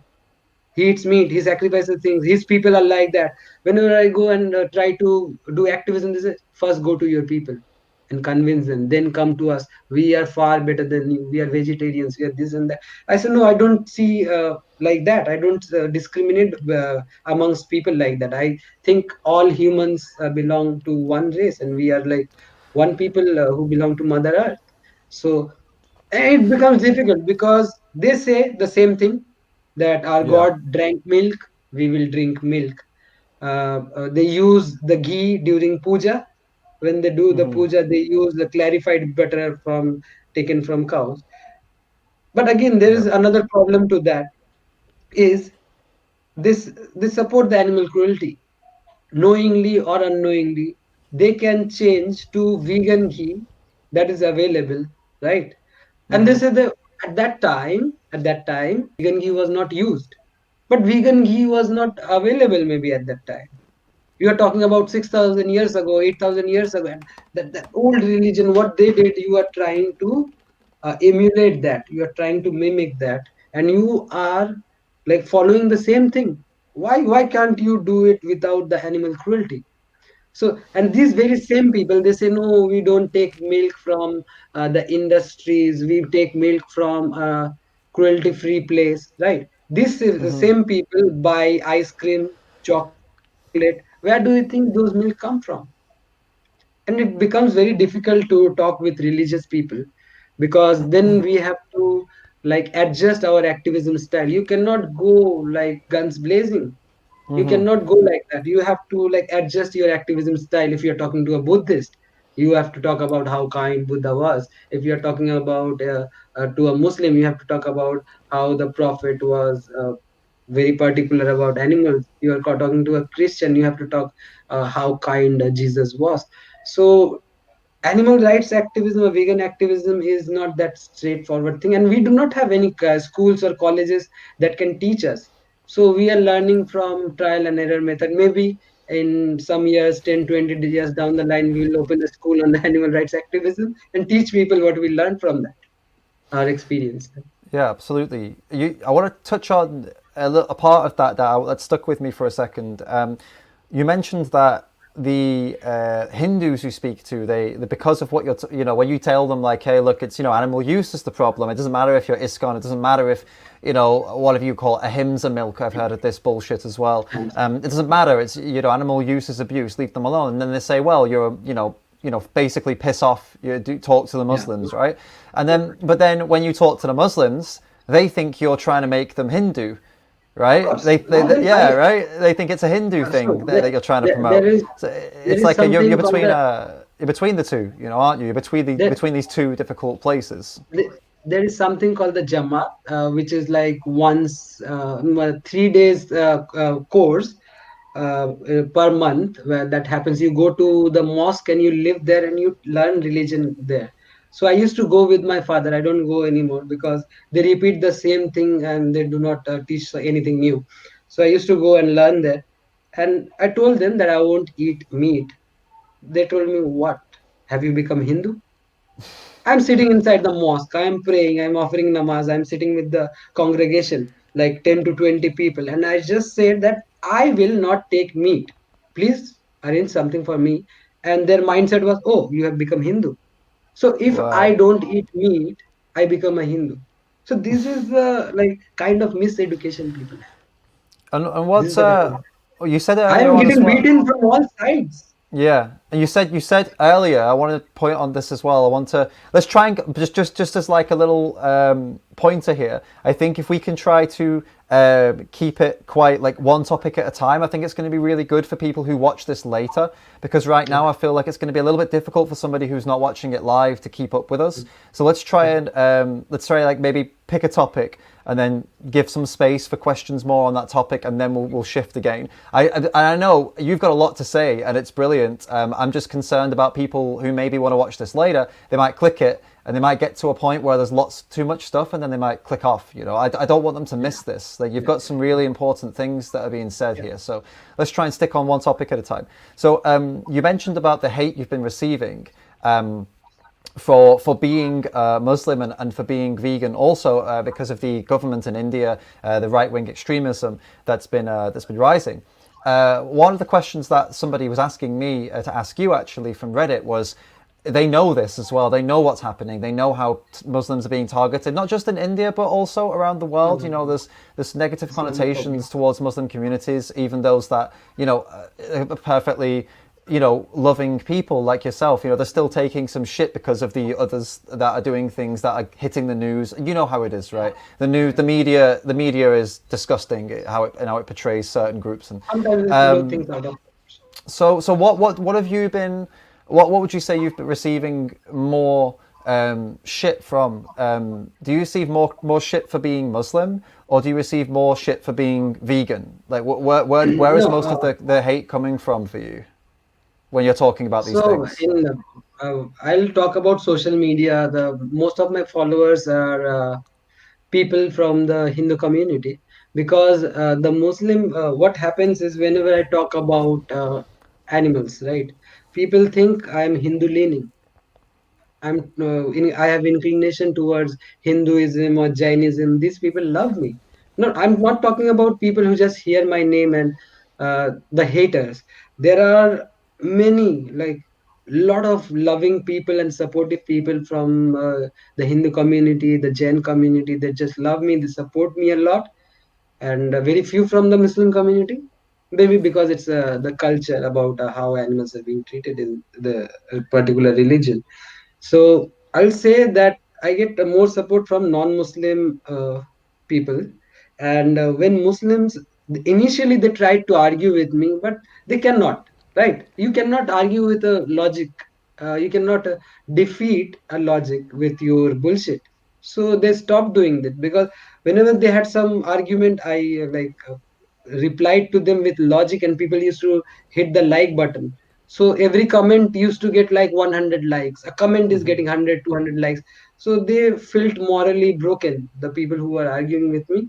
So they don't talk to me much. Even my father or his friends, they came to me sometime to argue with me why I'm wrong, why I should eat meat, or why this is right and that's wrong. So when I ask them questions and I talk about details, then they don't continue talking to me anymore, because they realize that this guy has some knowledge, deep knowledge about things that he's talking about. Because this is the problem, most people do not even know what they're talking about. They just have heard things. So I'll say, yeah, get a lot of support from the Hindu community, but the hate also is the most from that community, the hate. Wow. So it's this, from the same community you get both the most hate and the most love from the Yeah, same. maybe if 1,000 people is showing me love, then 10,000 people is abusing Wow. me. Yeah. That's intense, man. That's really intense. It's When from they the come same to know community. what they want, what these people want. If you are hating Islam, right? If you are hating Islam, if you are a Hindu, right wing activist, and if you are like, you don't dislike Islam, and I am talking about things practice which I don't like against Islam, you will think that I'm a hero for you. Okay, he is the guy who is talking about Islam from that very community. So you will suddenly start liking towards me. This guy is speaking, okay. But when Hmm. they realize that I talk about for animals, I don't talk against any people or community, I talk for Hmm. animals, and I may say something that may hurt their sentiments too, or go against their values, then they start targeting me. And they Okay. say like, because politically I am a little left leaning, and I didn't like some of the things that the present government was doing, so I criticized that. Right. Now the problem in our country is, if you have a Muslim name, you cannot criticize the uh, Hindu nationalist party, because that way they will think that you are just hating them because they are pro-Hindu and you are a Muslim. But that's Yeah. not true. I would criticize everyone, because if we do not criticize the government, how will they know where they are going wrong? Yeah. Of course. It's Of wrong course. on our part as citizens of a country or a nation. We should criticize the government all the time, so they know what they are doing wrong, so they choose the better path. They will know. But if they want to if people want to silence us, then there will be no, they won't know what we want actually. Yeah. Okay. It will always be might will be right. Absolutely. Yeah. So that's, yeah, I understand where you're coming from. It's short-sightedness that they don't look at the criticism you've made, and instead they just attach it to the fact that you're, a Muslim, or if it's a Muslim that you're criticizing, they're attaching it to the fact that you must be leaning towards being a Hindu. Then that's why you're saying that. They I'll can't understand that it's a logical even point that you're in the making. vegan community, a lot of people are Hindu right-wing activists, right? And when they come to this, and then they say that people are showing love towards me, adulation, and then they feel that okay, why is this guy getting more love from, like, more love? Why is he getting so much attention? Why are people showing him love? Then there is the jealousy. First, there is a hate towards anything that has any resemblance with Muslim, so which is me, Altab Hussain. They see the surname and they start hating me. And then when people love me more, they hate me more. Their hate increases, Okay. because then the word is jealousy. So it's a big problem in within the vegan community. What I would like to tell people from the vegan community is, it doesn't matter like who gets more name, fame, and whatever. Our goal is same. We are wanting animal liberation, right? We all Yeah. want animals to be protected and saved. You get more name, fame, want it more, I won't care. I just want the animals to be saved. But the problem is, people, focus on that. They forget about animals. What is happening? Why is he getting more attention? Why is he Yeah. doing live stream with David? Why am I not? I am doing more work. He's a Muslim. His community is like that. Things like that. Right?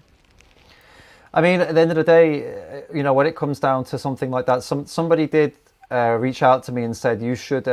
There's somebody. Yeah, there was a situation. You're used to this. So there was a situation. Somebody reached out to me and said that I shouldn't do this with you because they had something against you, and they said you should choose another vegan Muslim. And I was like, I almost asked him. I almost said to him, okay, you find me a vegan Muslim doing as much work as Altab is with the Muslim community, speaking out as clearly as he does. Yeah, find me someone. I'm still bringing Altab on, but yeah, I was tempted to say, Altab's still going to do the live with me because I don't agree with you. But if just for the imagine if I'd have said, yeah, okay, then I'll do it with somebody else. Who is Who? speaking up like And you are? give me one name who is. It's, If what I do is I try to promote people. If I find someone from the Muslim community speaking up, yeah, I take the back seat and I promote them because I want people to know that there are Muslims who are very vocal about it and see them. absolutely. So people won't feel that you are the only person like this. Entire communities like that. You guys don't care about animals. You don't. Very few animal rights. I don't want them to feel like that. I want Yeah, everyone. So how will that benefit me? People will be like, okay, there are more vegan activists from this community and more people will go vegan. That's my aim. of course, My of aim is course. not to like get my name everywhere and No, things like that. My aim and is animal liberation, and I will go to any extent to like see the dream coming true. I want to clarify here. This isn't me being nasty or mean to the other Muslim vegans out there. I'm saying that what you do is so dangerous and difficult that I understand why other vegan Muslims don't want to go on a live stream like this and say the things you have said. It's not that they don't care about animals. They do care about animals. They're just scared. And that's okay. I understand that. I guess my point was that, again, I appreciate you. Well, a lot things you've said so far have already been very powerful, and it takes a lot of guts, a lot of confidence, a lot of courage is the word I'm looking for to come on here and say these things. And I want to actually now revisit actually some of the well, not revisit. I want to get back to the core actually of we were going to get more deeply into Islam and what it means to be a Muslim, and specifically regarding animals within Islam. And I was hoping we could get into the topic of halal slaughter actually, because this is a very big topic that has a lot of people asked about this. And a lot of people deal with this on a daily basis. Activists in the West, activists in India, activists all over the world are dealing with these arguments about halal slaughter. So I guess let's just open with the basics. Could you describe what specifically the Quran or what Islam says halal slaughter is? Let's define it first of all, and then let's move on to more questions after we've defined it. Halal means something that is lawful, that is fair. I'll use the word fair. Halal is something that is fair, lawful, permissible. Okay. Now we'll have to go deep into that. Like, why halal? Why did even that word come? People could do anything they wanted with the animal. They could like stab them in the eye. They could like cut their limbs first, right? They could cut their tails first, or they could cut their tongue first, or they could directly burn them like the Chinese people do.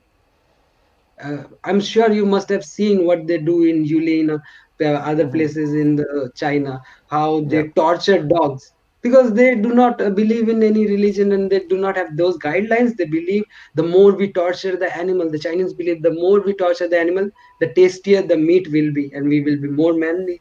That's what they think. So this is why halal is important. I'm not saying that I support halal slaughter. I don't. I'm an animal rights activist. I believe in total animal liberation, no compromise whatsoever on animal rights Okay. or their right to live. Right? I'm making that clear. I'm just saying this for the argument's sake. So this is why halal. This is where halal comes. Like why it is important. Before the Prophet came, people used to like take aim on animals. They used to take aim on live animals, and they used to do it as sport. They used to burn them alive for fun. Like animal cruelty, people used to enjoy that time too.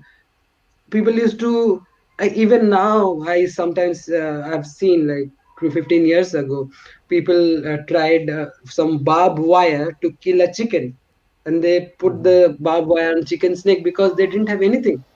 They like tore the chicken apart with their hands. So it's cruelty. Now the word, the halal word came, it means that you have to give the animal the best life possible. It should be able, the animal should be able to do, practice all the natural things that animals should be able to do. If Like they were breathing. not breathing, As in, yeah, bigger I just, space. yeah, You talk continue. about free range thing, like talk about the top class free range. I'm not supporting them. Again, I'm not I supporting them. understand. I'll criticize them that they are doing wrong. They're killing animals. This is wrong. They should not kill animals. But I'm comparing it with something like animal cruelty, animal torture, turning, pouring acid on them, like animal cruelty, outright Sure. animal cruelty, because animals get killed every day. But if you hear someone doing animal cruelty even on farm animals, everyone loses their mind, even those who eat animals. They say that we do not want animal cruelty. That's what the prophet said.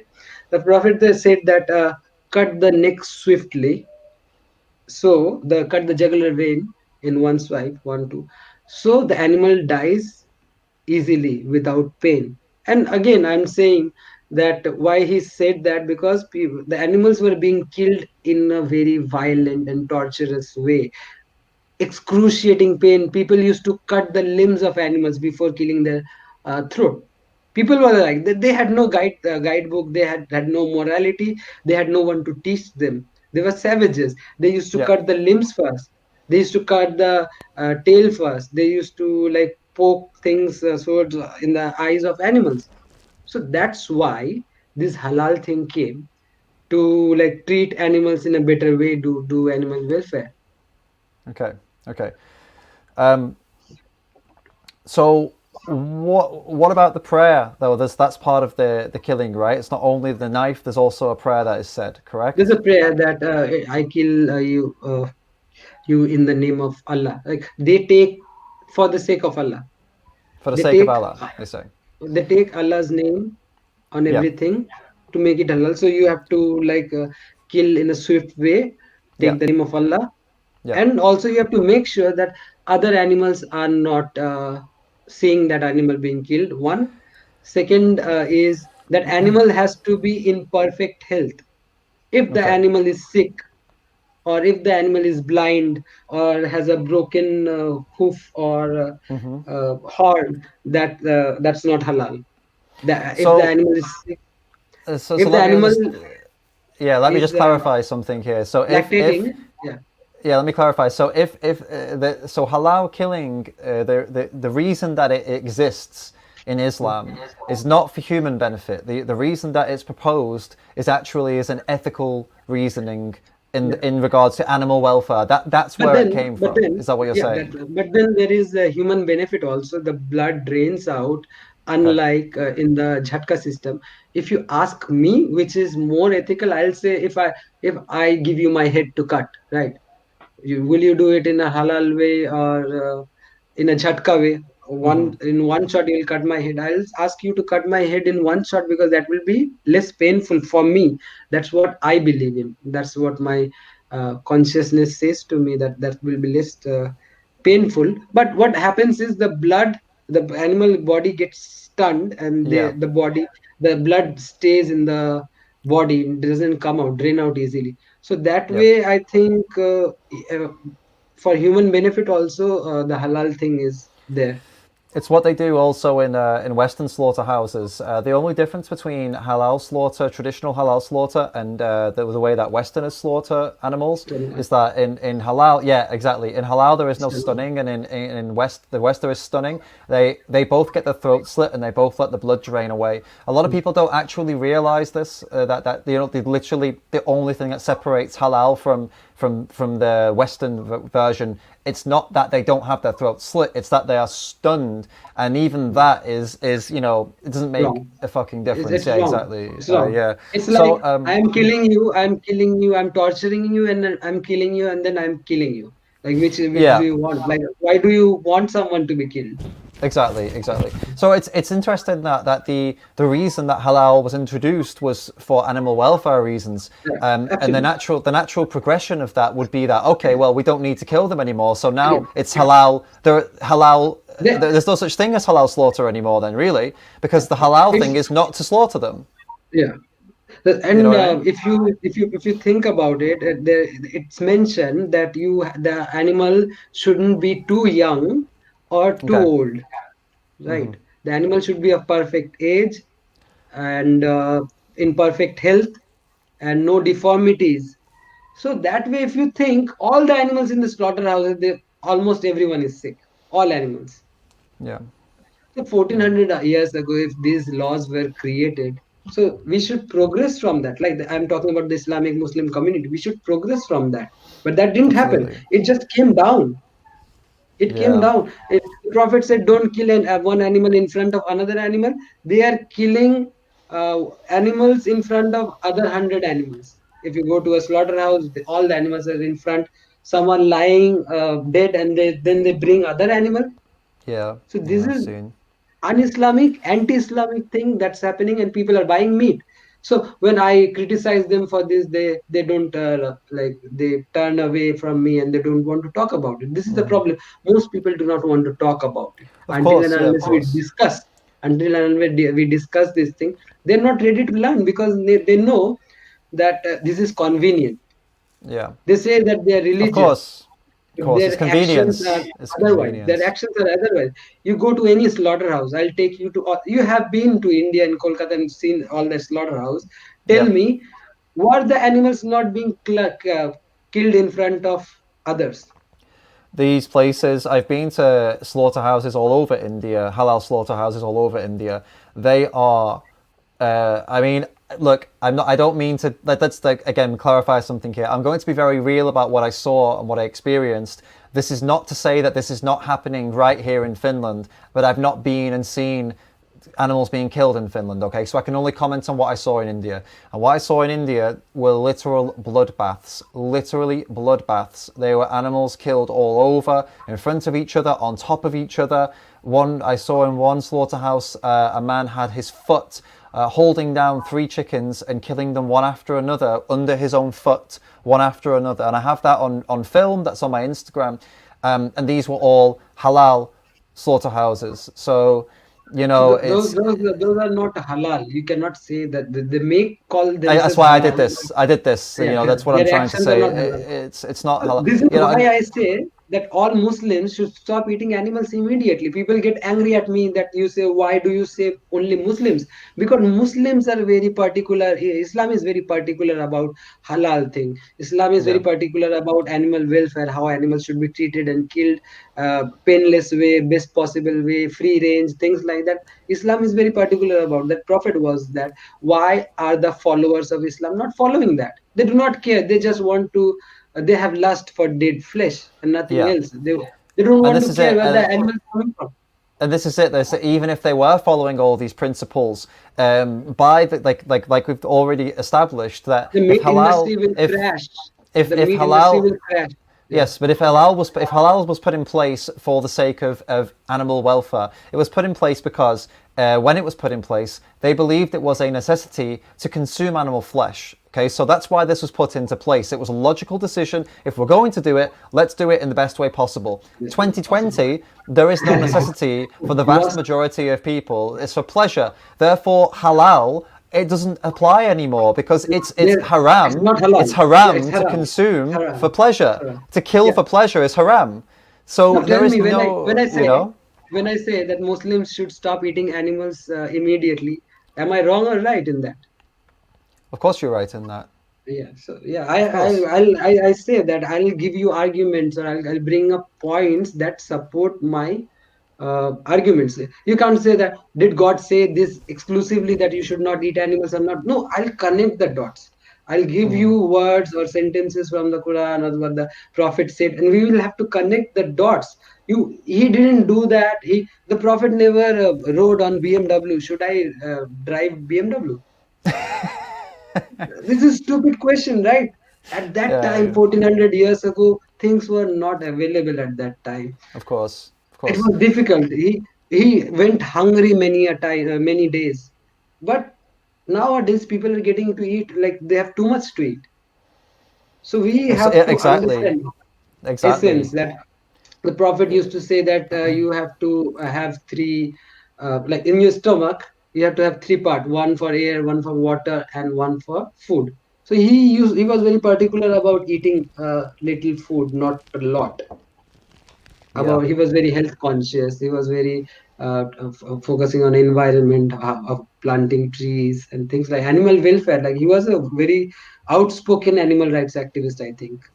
He I even think, spoke up well, for sparrows. He spoke up for camels when his companions traveled on camels. Now you cannot say that was it right at that time to travel on camels. I cannot say. 1400 years ago, they we wrote. don't, we can't We comment on cannot. the ethics and the lifestyles of people for thousands of years ago. Yeah, we can do that now. So what we he like to said pretend we was know, but very significant. He told his companions that when you have done the journey, get down from the back of camels because it may hurt. It is unnecessary burden. Do what is only necessary and important. You have traveled, and the journey is over. Now get down. Stop sitting on them. So like he was very focused on like seeing how and what's happening to the animals. I'll say that he was very outspoken, one of the finest animal rights activists in history. yeah. From what you're saying, I know it I'll be seems. targeted for this saying this, but I'll say that. From what you're saying, I would be tempted to agree without looking into it any further. Taking you at your word, it absolutely sounds like that. But I have a question for you related to halal slaughter. I want to just stick on that point for one more second. Well, the last time I had a discussion about this with somebody, he, well, he got very upset. Let's just leave it at that. But one of his points that he countered me with, he told me that when the prayer is said, okay, in that moment in halal slaughterhouse, the prayer is said. He had this belief that the animal pushes their throat onto the knife. He told me that they calm down and that some of them lean in to the knife, and he was telling me there is evidence of this. He was saying you can see it. It's on YouTube. He was like, you need to go watch the evidence of this. It Uh, sounds like it sounds like if we give the women the right to vote, they will vote. They won't know who to vote for, and they will do the wrong thing and create chaos. That sounds like that. Who would want to yeah. die? Yeah, the animals try to run away. I'll also talk about another thing that came to my mind. Someone was carrying, like taking away a sheep by holding the ear. The prophet told that person that don't catch the sheep by his ear, hold near the neck, so Okay. it's less painful. Yeah. So Yeah. we can understand that animals can feel pain and they try to avoid pain. He Of talked about course. camels, getting down from the backs of camels unnecessarily, so they can feel pain. Now tell me, like who would put their throat in front of like the sword only if like Absolutely. they were doing suicide, It's because maybe they were doing the torture to animal, and animal would want to die by themselves, they're yeah, committing suicide. that's but they don't understand what's going on. And then the thing is, I mean, what I tried to explain to him at the time, I tried to tell him that there is this psychological concept or psychological thing called learned helplessness. Learned helplessness is the reason that horses don't kick people off. Learned helplessness is the reason that cows walk into the milking sheds rather than being dragged there. It's because they know if they try to resist and they try to fight back, they will lose. They know they will lose, so they break, they give in. That, in my eyes, is the only reason that a goat or any animal would be calm when they're about to be killed, is because they've I, given up. I, They've given up, you I've, know? I've, I've killed animals myself, and I've seen a lot of animals getting slaughtered. Thousands of animals, maybe more than that. I've never seen any animal be calm while getting slaughtered. Yeah. Not even a single animal. I don't know what he's talking about. So if you go and see anywhere that an animal is about to be slaughtered, they try to like break free from that. They do not want to die. They know it's going to hurt. So no animal wants to die, and it's completely like a dishonest thing to say, and it will be a lie. Maybe he is unknowingly saying that, lying, but it's a Yeah. lie. It's false speech. Yeah, I mean, yeah, it's a part of an indoctrination and a religious indoctrination, which is not not Maybe. unique. Wait, Yeah, what's up? when I'll tell you why this thing like happens. Even I heard when I was a kid, Okay. because people feel bad for the animals. If you are sacrificing an animal, some Yeah. people started feeling bad for the animal, and people were scared. If I feel bad for the animal, I'll stop killing that animal, right? So people used to say, "Oh no, they do not feel pain. They directly go to paradise. They directly go towards Allah. Allah wants this, so it's painless. I just cut the throat. It's painless. There's no pain." So people stop feeling guilty about it. Okay, so Hmm. it's like the same thing that the some Hindus people do, like take the milk away and then call her mother. Yeah, How do exactly. you think Yeah. people do that without feeling guilt? When you say call a cow mother, when you're drinking the milk and it's wrong. Some people come up, cow is my mother. I treat her like mother, so that's why I'm drinking her milk. So people use these things to get rid of the guilt, to continue the Absolutely. atrocities towards animals, Let right? me Yeah. actually. Yeah, I'm glad you brought this up actually because I want to talk about other animal products as well, not only the halal slaughter, but our so somebody brought this as a really good question. All right, so obviously we both know that animal using animals in these ways it's unnecessary, it's abusive. Even if it's done in the nicest way, it's still an abuse, it's still an unnecessary thing. So that's why we're advocating for people to stop doing it, right? However, regarding Islam specifically and how Muslims deal with this, the milk industry, for example, the dairy industry, we know what they do. For anyone that doesn't know, who's watching now, doesn't know this happens, to get milk from the cows, they go through a series of impregnating them, taking the calves away, and then getting the milk, and then impregnating them and getting the calves away. And it goes around in a cycle. Some of these, all of the industries impregnate them either with artificial insemination, so that would be masturbating a bull, and I don't mean that as in any other way, like literally they masturbate a bull, they take the semen, they put it in a needle, they shove one hand inside the cow's anus to lift her cervix, and then they inject the semen in her vagina. That's artificial insemination. The other way that they do it, and this is a way that I've seen both of these ways in person in India. The other way that they do it is that they will take the female cow, tie her up by her nose to a bar of some sort or a metal contraption. They'll bring in the bull and then they'll force the bull to get on her. And actually, the farmer, the dairy owner, will grab the bull's penis and put it in himself. I've seen that with my own eyes. I've filmed this actually in India. So, my question for you is in Islam, how do Muslims deal with that? And is there not ruling on bestiality within Islam? Is that not forbidden? Because this is bestiality, correct? So Yeah, it's forbidden. how It's is forbidden. that? It's Yeah. haram. It's haram.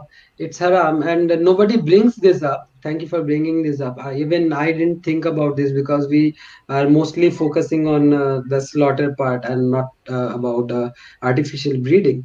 So artificial breeding like promotes or facilitates animal abuse.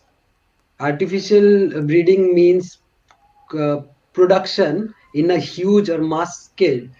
When that happens, animals cannot live their natural life. When that happens, animals are bound to be kept in small places, which goes against the ethos of Islam, against the Islamic teachings. So I think that it will be haram to put hands inside the a fist inside the anus of the cows. It will be haram, I think. I'll do some research about it. It's an interesting topic that you brought up. Like, I'll have to delve deep into it. Sure. I mean, logic would, common sense would tell you that, a religion of that would definitely stand against Of that, course. But yeah, look it up, man, look it up. And what about I'll, regarding like I'll the bring up regard? Go ahead, I'll go bring ahead. up one point. The Sure. an animal was about to be slaughtered, and the animal, she was lactating and feeding. She had a baby. who she was like feeding milk. The Prophet said, never kill a lactating mother. Sure. Sure. They never kill a lactating mother. So that way it becomes haram to kill any cow that has a baby. But that happens a lot in the dairy industry. They send Yeah. cows who produce less milk to the slaughterhouse. And who cares about animals? They just want the meat, and they do not want to see if the cow was like 2 year old or 5 year old or 10 year old. They do not even care. Natural life of a cow is like 16 to 18 years, but the cows that are killed, they're hardly 5 to 6 years, like very Yeah. very young. It's insane. These things were being said by somebody who was alive over 1,000 years ago. They sound like modern animal welfare Right, laws yes. that somebody would bring up right top now. top class. Yeah, top Um, class, top notch. Absolutely, and then this is what I said. Like, if we take the state of the world over 1,000 years ago, we take those statements that this person that Prophet Muhammad was saying, and then we bring them to modern day 2020, and he wouldn't be saying that. He would be saying we can live Go vegan. without doing anything to the animals. Absolutely, that and some people might get upset with me claiming to know what he would say, but I mean it's common sense. It's basic logic that if somebody was standing up for animals a Of thousand course, years if ago, they would be vegan today. it's common sense, complete common I sense. have heard many people. I've heard many people say if Jesus were alive, he would be vegan, because Of that's what course, we expect from kind people, right?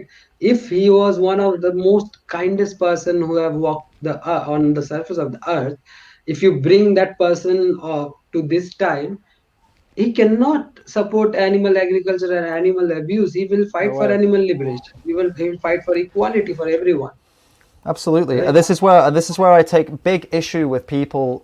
For example, people like Sadhguru or Dr. Zakir, or people like even in the spiritual world like Eckhart Tolle, or in the atheist world like Sam Harris. These people are positioning themselves as like modern day. No, they're not positioning themselves, okay, but people see them as modern day prophets of some sort. So these are 2020's versions of prophets, right? Because nowadays it's a YouTube channel, it's Instagram, these are the things that make you get out to millions. It's not performing. It's not being a leader like it was thousands of years ago. Being a leader in modern day is very different, right? So these are the modern day kind of leaders, and they're all of them, even though they're all completely different people with completely different religions, completely different stances, and atheists all the way through to theists. They're all making terrible, disgusting excuses to keep abusing animals. So this is where I take issue in that, if somebody living 1,000 years ago was standing up for the animals, and you in 2020 won't do the same, then you're not a leader. You're not a spiritual leader. You're not somebody people should look up to. You're not compassionate. You're not respecting life. You are full of shit. This is Tell me, a core tell thing for me, me. tell me about Sadhguru. Tell me about Sadhguru. Tell you about him. Yeah, As in, tell me about what Sadhguru. about him exactly? Little like, what do you not like about him? Oh, my problem with him. So, okay, let's like start with the basics with Sadhguru. So, firstly, I don't like his arrogance, and this is a personal thing for me. I just find him to be a very arrogant person, and that's just But I can look past that. If his message is good, I can forget that. But unfortunately, although some of his messages are good, a lot of them, especially when it comes to animals, are extremely illogical and violent. So he supports the dairy industry. When Okay. questioned on the dairy industry, he makes these fallacious claims, like really horrible arguments against, to say that, it basically says if we don't use them for milk, then they'll be slaughtered. And Uh, without actually realizing that if you stop breeding them, then neither of these things will happen. So it's about so stopping the it's like supply, ask him. stopping We can of ask him. animals. We can ask him. Would he like to be born and enslaved and killed, tortured and killed, or not be born at all? What would he Absolutely, choose? and that's Right? the No thing. one And that's would. the thing. In that What, case, why I brought this up was yeah, recently I watched a YouTube video of Sadhguru who was trying to turn Gordon Ramsay To a vegetarian. vegetarian, yeah, yeah. I was like, okay, he's trying something good. I thought maybe something good, so that's why I asked you about him. Yeah, no, About I don't look. Sadhguru has some good videos. Don't get me wrong, he has some good points in him. it, and you know, some of his stuff has made sense. I've enjoyed a lot of his content, but when it comes to the animals, he is just so full of shit. He's so inconsistent. He supports Jallikattu, by the way. I Oh, don't. Yeah, he supports. A big supporter of that. You know, how can somebody claiming to be compassionate and loving support that sport? You know, it's like the for those who don't problem know, with people. This just is the let me just problem with quickly people. one second. Let me just quickly explain for those who don't know what Jallikattu is, because I don't know if everybody in here is Indian. Jallikattu is basically an Indian version of like a rodeo, like a Texas rodeo, if you imagine. It's India's version of that. So it's horrible. Peter did an expose on it, and Sadhguru defended it, completely defended it. So you know, this is somebody. This is like a modern. Somebody told me Sadhguru is a modern day Jesus, and you shouldn't Not at all. criticize him. Modern day, would Jesus support a bull rodeo? You know, no, of course not, right? So no. But continue. Sorry, what were you going to say? I forgot something. Sorry, man. I No, I no, no. derailed you. I derailed you with my rant. I'm sorry. It's all good. We can come back to it if it comes up. I want to know actually. About maybe Jallikattu, maybe. Yeah, Yeah, even when I posted about Jallikattu on Facebook or some place, people who do I do not even know, they abuse me in language I do not even understand, like South Indian language, and they are so angry. They are yeah, so angry that they want to kill you. I had friends from like for the southern states who went into hiding because people were threatening them. Jallikattu was banned, but the ban had to be upturned because the people, like, they threatened the government that there will be riots. So that's why people allowed this Jallikattu to happen again. And I'll also talk about this Gadhimai festival. I was there in 2019 in Nepal. Oh God, there were thousands of young baby buffaloes being slaughtered in the name of Gadhimai, which is a yeah, version of goddess Kali. And it is supposed to be banned. The world knows that it is banned. The world knows that Gadhimai is banned. It doesn't happen. And the government has banned it in 2014, but still happens. And police force was there, everyone was there. It's like crazy. Like, if the government has banned it, how is it still happening? Where are yeah, they getting the buffaloes from? They're like crossing, the buffaloes are crossing from the Indian border of Bihar to Nepal. It was yeah, like one of the craziest nights I spent anywhere, because I saw, like, tiny pigs, pigeons, white rats. All of them were being slaughtered, like beheaded, and it was like some cultish thing. yeah, It's like loud noise and in the chill in the air, like at the 3 in the morning. Thousands and thousands of people chanting things in Bihar, Bhojpuri language, because most of the people were from Indian state of Bihar, right? yeah. So it was like unbelievable, unbelievable. If you have seen the footage of Gadimaya sacrifice, there are like thousands of heads, I've seen the like, footage. near Yeah, your feet, and you will see it's like carnage, unbelievable. I know, like, animals get killed every day in slaughterhouses, but seeing it in front of your eyes being done. So we interviewed one guy there, and we said, "Don't you feel bad?" He was drunk, and he said, "No, we do it for goddess Gadimai, so I get power from that. yeah. She gives me power. Otherwise, like, of course, like, if you are a nice person, how can you kill? If you interview a butcher and ask them, do you feel nice about killing animals? Of course he will say, no, I don't like it, but I do it for to earn my daily bread. And he will say the people who are paying for it, they are responsible for it, because there is a demand. That's why I'm Exactly. uh, Yeah, uh, they pass it on. They pass on the blame. Yeah, I've heard that a few but when times. you go to the people who are buying these animals, and they will say that we do not kill the animals, the butchers do it. Go and ask them to stop. We are not killing the animals. Our hands are Exactly. clean. We are not killing Yeah. animals. We are just eat. If we do not eat, someone else will eat. So this is like people just passing on the blame from no one wants to accept. So it But they becomes they don't. difficult for us. They activist don't like realize the guilt is on both sides, though. The guilt is on the hitman and the person who paid for the hitman. You know, if I pay for somebody to be killed, and then it goes to court, and then they'll say, "Well, I only paid for it. You know, he did the killing." Well, it doesn't stand in court, and it doesn't stand in society but either. it's but the hate goes more towards the butchers, I think. And there will come a time when the hate will increase towards butchers, and it will be difficult for butchers, because Yeah, the animal rights, the love or care towards animals is increasing day by day all over the world. And if you being a butcher, how can you justify that? Why are you hurting that animal? Then they will say that I'm doing it to earn money. Find another way. There are so many ways to earn money. Focus on plant-based. If you don't sell animals, people won't buy. yeah, So it will exactly. become very difficult for them in the I think coming so years. too. But moving back to the other animal products as well, is there does Islam have any kind of ethical considerations regarding like dairy and eggs? Like do so. For example, we talked about halal, and we obviously we've discussed halal slaughter. We've covered that. We've covered how it's illogical now in today's world that halal slaughter is an oxymoron, isn't it? It's like humane slaughter. It's not possible in 2020. Not But possible. what about like are there considerations for the egg industry, for example? Like, is there halal eggs and non-halal eggs? Like, I'm talking about in the framing of somebody who believes that this makes a difference. You know, like the halal slaughter thing. Is that a thing If or I, not?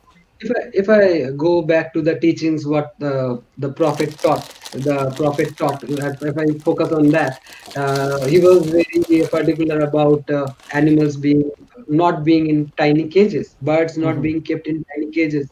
There was some incident in his life where he saw a bird being kept in tiny cage.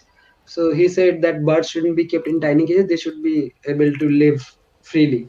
So if you go by that logic, I think he won't approve of this egg industry who keep chickens in small places, and he would. I don't think he would say that.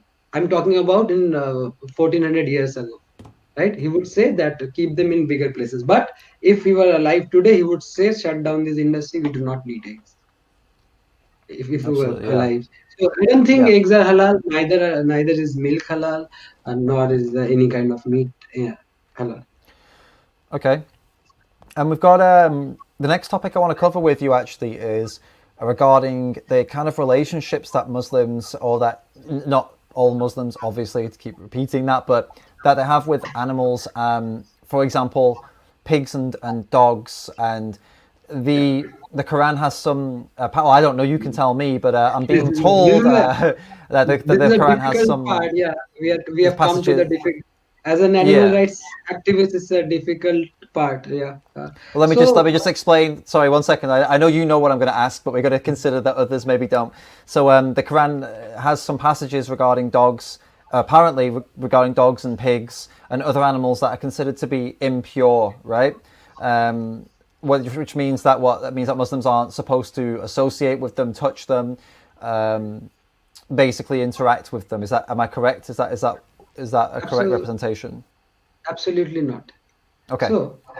So Muslims were allowed to have dogs who used to hunt for them, and also dogs who used to take care of the flock of animals or sheep.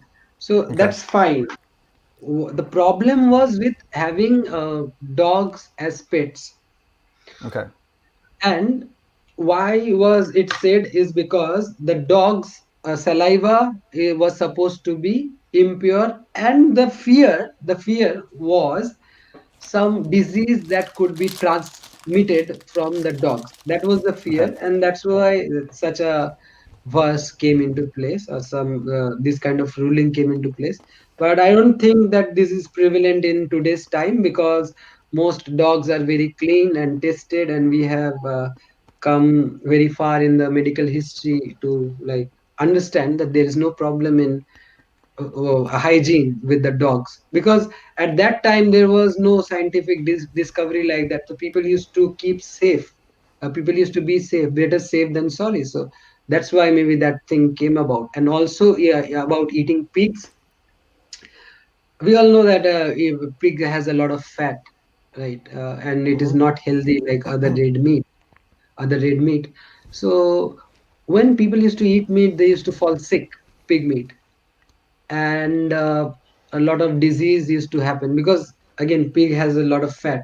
So what I understand or what I can make from it is he may have said it because he thought about the health of the people, or he saw that the pig was eating her own shit. Pig eat their own shit. He didn't like it. Maybe that's why the ruling came from.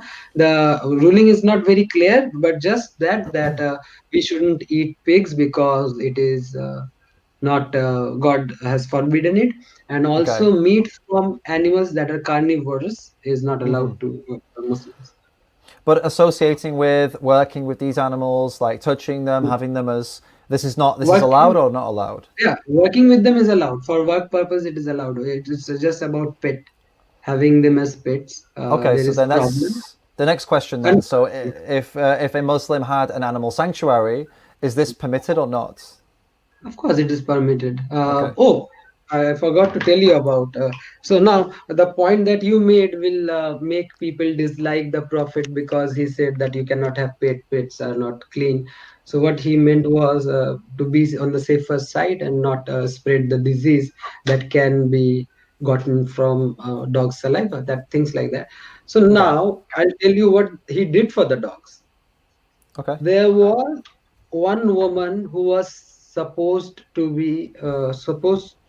go to hell.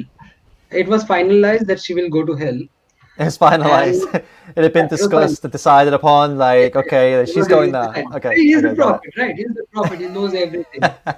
Okay. He Okay. says Got it. he's supposed to know everything if we go by the story and logic of the Quran. No, it was just He's the the way. one. Just I'm laughing at the way you put it out. Like it was such a casual thing. So this woman, she's gonna go to hell. Like as if it's like Yeah, such yeah. a Because maybe relaxed thing, you know. she has done a lot of wrong things. Okay. Okay. She will like going to she would go to hell. Okay. So what she did is she gave water to a thirsty dog, and then the prophet saw it and said that this woman will not go to hell but go to paradise because of her this kind act. So now tell me, if a person is saying that if a woman is uh, giving water to a dog, thirsty dog, so her fate changes from hell to heaven. Giving water to a dog is such a good act, Yeah. the prophet is saying. So what does that mean? We should take care of animals. And also he said that one woman will go to hell. Why? Because she was angry with her cat, and she tied her cat, and the cat didn't give the cat food. The cat died out of hunger. So the prophet saw that and he said that this woman will go to hell. This is a strong comment to make. Just to kill Yeah. an animal, you are sending someone to hell and heaven. Or just to give water, just someone gave water to a dog and you are sending that person to paradise. So what does that say about? I'll ask you, like, what do you think? Like, was he anti-animal or was he pro-animal? He was very particular. He said every Muslim, whenever they see any animal, they should give them water and food. It tells me that, as I've said a few times, and I think we've both said, it tells me that if he was alive here today, well, okay, let's say I don't want to offend anyone with that. If he was alive here today in human form, because obviously his spirit is still here in regards to the the religion. But if he was here again in human form, he absolutely wouldn't be saying slit their throats. He would be saying, oh look at this, oh wow, look how far we've come, look at how many people are now in a position where they don't have to do this anymore. These people should absolutely not do this, and that is a vast majority. The only time, I reckon, if he was here now, he'd say the only time that you should do anything like this to an animal is for survival, and if you're doing it for any other reason than survival, then it's haram. I think Of that's what course. the message would be right now, you know. He was a top class animal welfare activist, like 1400. If you even compare with today's world's best animal welfare activists, and then you compare them with the Prophet, and you'll see that the Prophet was better than today's animal welfare activists because he was very strict and he was trying to convince savages. People who had no idea about animal activism, just because they respected him, they listened to him. So he saved so many animals from cruelty and torture, or animals, those who were not getting eaten. That Sure. just because they were not eating animals, that didn't mean that animals were safe. The wolves, the other wild animals, the camels, they were all were getting tortured for fun. So he Yeah. stopped that. He said hunting is banned if it is done for sport. He said animal fighting is banned. He came up all of a sudden. He said animal fighting is banned. Imagine people used to like enjoy watching animals fight, dog fight, this fight, and he said that animal fight is banned. It is illegal. It is haram. So is he not one of the finest animal rights activists in the history?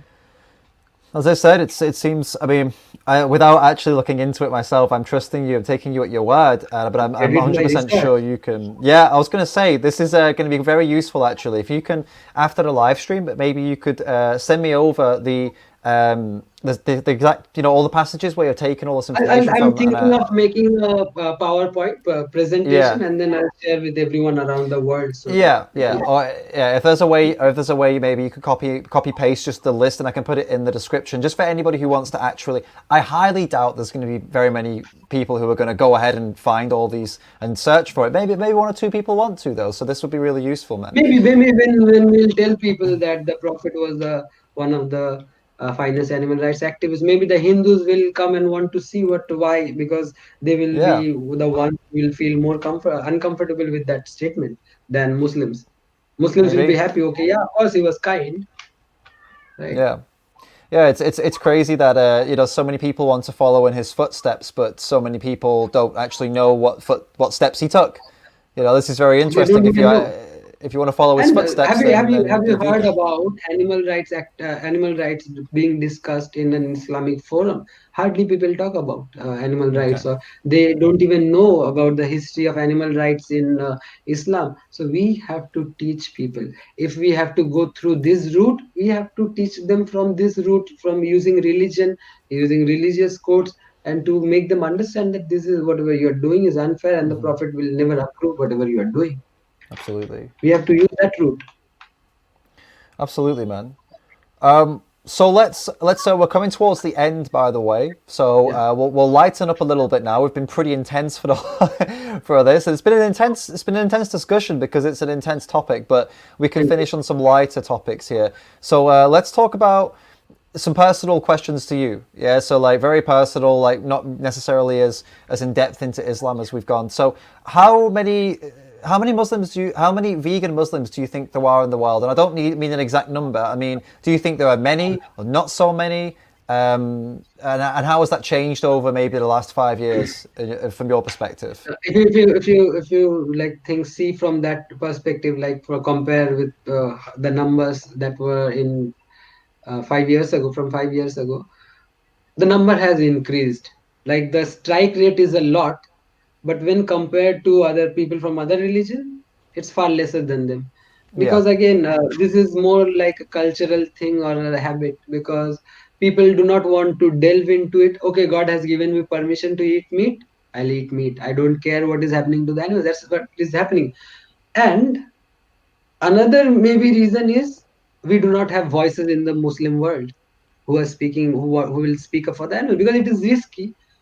We would need 1,000 animal rights activists from the Muslim community to become as vocal as me, maybe. Then you will see a change very easily, because people will get to know. Most people do not even know that these are the things that are being said. The Prophet said this animal rights is important in Islam. People do not even know that. So I'll say that there are very many, a lot of plant based, because of environment also, health also, and few because of animals, people have gone vegan. But the number is still like tiny, very tiny, but it's going up at least. increasing. Yeah, It's increasing, so that's something. it will And multiply. absolutely, yeah, yeah. And I hope this live stream, this interview contributes to that, and the work you're doing, I know, is contributing to that. And I hope this can, amplify that. And more into like we've not really talked about food as such because obviously we're not here to talk about recipes and stuff like that. But people are curious about this actually, in that since becoming vegan yourself, and you said it's a very cultural thing. So what have you done with the diet you were eating, which I know is, as you said, is a diet that's predominantly surrounding meat. How have you adjusted your diet, like a cultural Muslim diet in India, let's say, to a vegan one? Like, what recipes have you veganized? What traditional things have you turned into vegan food? uh, Nowadays we have mock meat, so it's not difficult. But 5 years ago, 6 years ago, we didn't have that, so it was difficult at that time. So I was only living on lentil soup, rice, and some vegetable fries. So I lived on that for like a year or two, and then found some mock meat. So I enjoyed that. What we do is we have the recipe same. We just like replace the real meat with plant-based meat. The taste is almost the same because it's the spices, it's the onion, it's the garlic, onion, garlic, uh, ginger, garlic paste, is the like salt that gives the taste. It's not the meat that gives the taste, right? It's the spices. So that way I have eaten tikkia. Then you won't know this word like the tikkia, the chap, and also meatballs created with plant-based meat. Also, we have now. I recently have ordered some vegan ghee. Vegan ghee is Yeah, also available. There is no lack of anything. You got vegan butter, vegan milk. So some years ago I couldn't have a milkshake, but now I can have milkshake. Some years ago I couldn't have ice cream. I didn't eat ice cream maybe for 3 to 4 years. Four really. years without. Maybe that was good for my health also, but default, it was a default thing. Like I Yeah, had no yeah. other thing to do because it was not available in the market. But now in Bengal, a lot of things coming up like vegan things, so I can have sweets and also ice cream and chocolates also. So like it's a great time to be vegan now and far easier. So Mm, people who want to be vegan now, it's far easier, and you also have a lot of community support. Tomorrow we are going to a street food outing in the vegan community, 7 to 8 nice. people. So we'll go and out, and we'll go to the new market, like the place that we went to. So we'll go Yeah, there and in new market in Kolkata, and awesome, man. just outside that slaughterhouse, and we will try all the like food, street food there. Okay. We'll And eat some. before we continue with that, I want to get into that a bit more, but just to let anybody watching know now, I think we'll answer some questions from the viewers before we finish up. So if you have any questions now for Altab or myself, now is the time to put them into the chat because we will answer them. And also, if you've enjoyed this, please do consider doing a super chat now because, as I said, that contributes to the stream and really helps me out. So leave a comment now. Tell us some questions you want to ask, and or I'd say and also leave a super chat because you're a good person and you want to help us out. So please do that. So talking about the community you were just mentioning there. So tell us a bit about that then. This is something I believe you were a founding member of this this Cocker to Vegans of Vegans Bengal, of Bengal, yeah. Vegans of Bengal. So Even tell. I founded Vegan India movement too. So I'm focusing on vegans of Bengal right now, and we are facing a lot of problems from trolls because there is like they're stealing our name, they're stealing our logo, everything, and they say that these guys are not registered. So this is a big problem, right? Yeah. If you are getting popular, and till now no one was there to copy you. Now the trolls are coming, they're like spreading misinformation. So we are thinking that the only way out is to register. So I'm thinking of creating a world class NGO because in Bengal we have some of the finest activists in the country in Bengal. Like our activists are very nice and very bold. They believe in direct action, they are not afraid of anything, and like they're very knowledgeable also. So I'm thinking of creating a big Peter like NGO and see how things go. So that's what I'm planning to do. And also we do regular meetups, like tomorrow is one such meeting. So Cool. I Awesome. thought about this. The reason is, when I was a vegan I was very lonely. I had no one. to talk with, to chat with, to share my feelings with. And when we used to go to marriages or like other ceremonies, we used to have salad and we couldn't eat anything. So we started potlucks where people brought in food and we shared food. So yeah, it is you get emotional support as well from your friends from vegan community, and it's very important for mental health as well. Absolutely. And how has that been for you? Like, I bet you've got quite a big group there, right? How many people are Yeah, in yeah. your it's in a the locality? it's a huge group. Maybe we have more than 200 vegans. That's awesome. And That's activists, we have like 10 to 20 active activists. So it's enough. 10 to 20 people are enough to veganize 200,000 people. I and how believe what that. kind of events are you doing right now So, in your city? like we have focused on online activism given the COVID situation in India. Yeah, It was lockdown, so we focused a lot on online activism, and we went from 3,000 followers to 25,000 to 25,000 followers in 6 to 8 months, and we didn't boost any of the posts, and our daily reach is close to 100,000. So it's that's good. awesome. It's good. People, we have become like a topic in the dinner table of every Bengali in Bengal. So yeah, Yeah. we have become some kind of brand now. So people are like trying to everywhere whenever there's food, they are just tagging us that we will tell vegans of Bengal, and they are Oh, just really? trolling us. They're just trolling us, but everyone is talking about us. Every I mean, that's food yeah. group they mention us just to trigger us, That's and great they then. are I mean, afraid.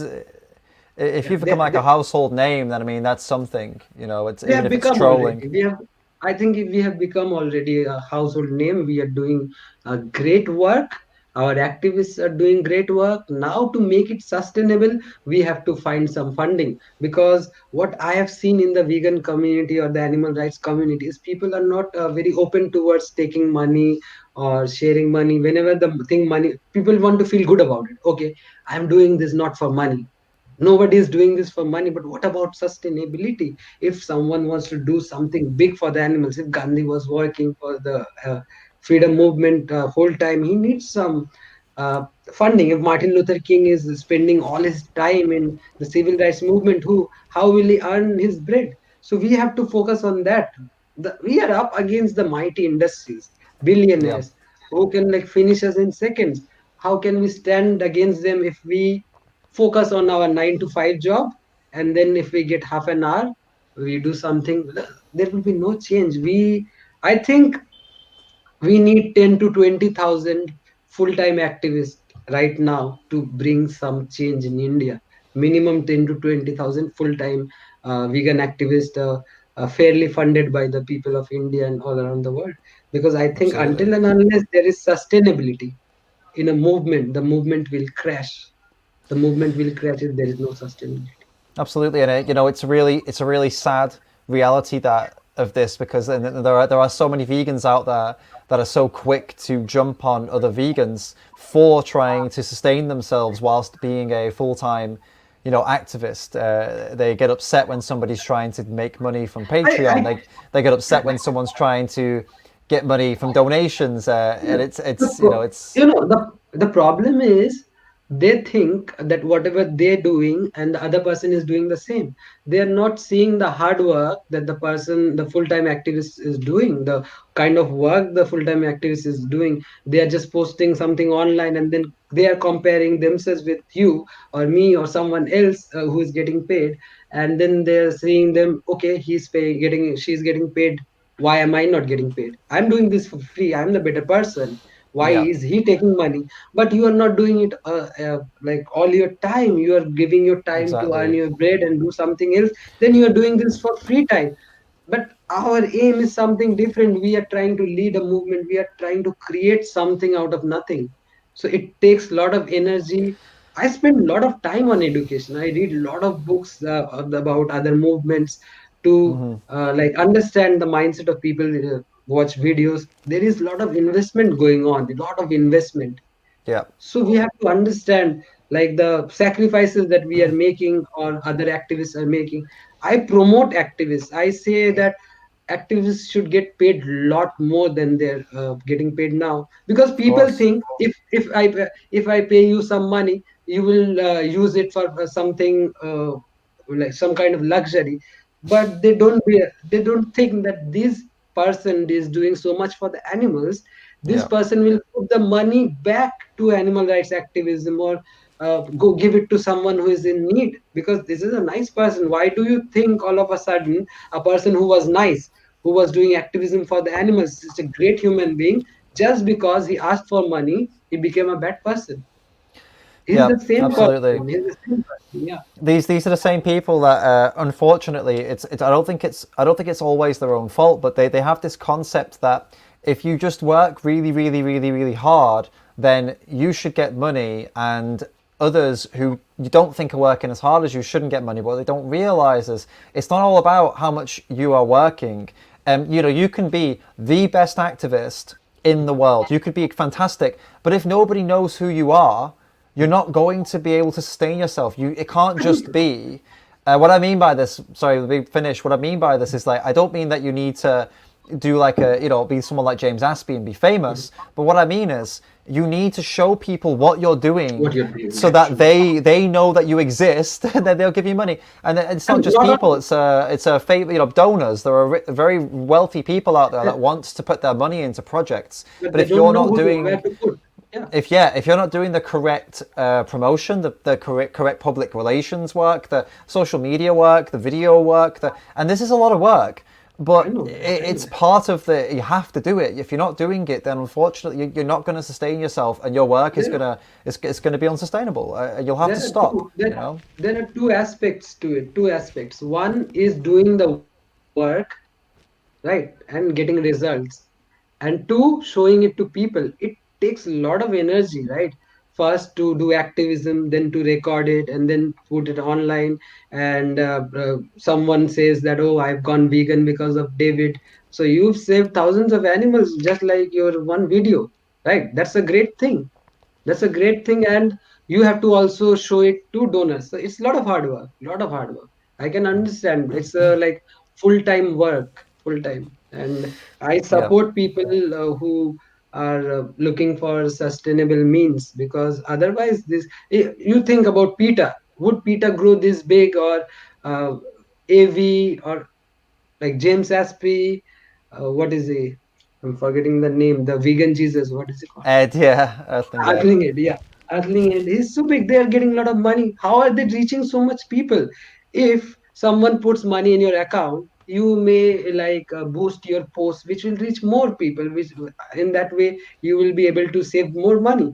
You will be able to travel to more places. You will be able to donate to some charities which are helping animals, right? So there are a lot of things, like money gives you a lot of freedom. You may buy better equipments to make videos. You may shoot some documentary. So like, yeah, Absolutely. money gives you more power to convert more people to veganism. And Absolutely. people Absolutely. want, So the problem is vegans want, the vegan activists, some vegan activists, to do this for free, but it's not practical. It doesn't work no. that way. It's impossible. It's not sustainable. It's not sustainable, and it's great It's that not to do, sustainable. to do it part time for free is amazing, but to try to do it But you full won't be time able without, to make not for free. I don't want, sorry, you. let me just rephrase, that doesn't sound good. For free, it's not doing it for free, it's doing it without actually trying to sustain yourself properly. Yeah, That's going to end. yeah, Your yeah, savings will run out if you don't have money yeah. coming in, but you're doing It activism happens. full time. What are you going to do? You're going to It end up happens. having to stop. So See, I'll tell you, I've known many activists. What they did is they used their own money for activism, and after a while, they had to go back to work. yeah, That exactly. that's not what we wanted. We wanted them to work forever for the animals, so Exactly. that way we could have saved more animals. But because of some people who cannot see the bigger picture, who criticize, these people had to go back to work, and they couldn't ask for money. Yeah, Because if you're absolutely. working for Yeah, it the happens girl a lot. child, if you are working for the girl child, if you ask for money, you are a great person. If you are working for orphans, you are a great human being. Asking for Yeah, money, they will give you. If you are feeding the poor, they will give you. But if you are a vegan activist and helping animals, if you ask for money, oh my god, he has some ulterior motives. He doesn't exactly. care for animals. He is there for fame. he's there for this and that, he's a fraud, things like that. Like, again, it will happen because the individuals that we are helping, the other people want them to be oppressed. Of That's the course. problem. So we have two questions so far. I'm going to answer one of them myself, dude, because I don't. It's not coming from a good place, and I don't want you to answer it if that's all right. The other one is directly for you, so I'm going to answer this one myself. I'm going to put it on the screen. It's from Miriam. She's saying, "How can Muslims be vegan when they believe and it teaches that animals are supposed to be sacrificed at their religious holiday?" Miriam, we've already been through this in the previous, all the way through this live stream. We've been all through this, but I've seen a few of your other messages, and I appreciate your support that you gave, but I don't appreciate the tone that you're taking with these messages. So I'm just going to quickly deal with this. Christians also have a holiday where they sacrifice animals. It's called Christmas. In America, they have Thanksgiving. It's exactly the same. It's a holiday that is celebrated by animal sacrifice. Hindus have a festival where they sacrifice animals. So the fact that you're singling out Muslims like this, it's really not a good sign initially. But anyway, Muslims can absolutely be vegan, and we've already been through the reasons why. And then basically, yeah, by your logic, Christians can't be vegan. By your logic, Hindus can't be vegan. It doesn't make any sense. So I would encourage you to please consider people as individuals and not as members of a group, because each individual person is different. Although maybe they subscribe to some elements of a religion, it doesn't mean they agree with every single part of that religion. And just by them being a Muslim, a Christian, or a Hindu doesn't mean they subscribe to every single thing that the Holy Book says. Because as we've already discussed, they were written thousands of years ago, and they need to be interpreted for modern day 2020. So yeah, I'll just leave that there. Let's not go any further into that. But a nicer question, Earthling Somya, how can I join the movement, Altab? That's a great Just join the question. movement. Speak up for the Yeah. animals, right? We have social media, right? Post something of the the problem is most vegans don't make posts about animals. I got connected to David, the person who is living in some other part of the country. How I use the social media. Hundreds and people are there on your friend list. Just post a message that stop killing animals, animals shouldn't be killed.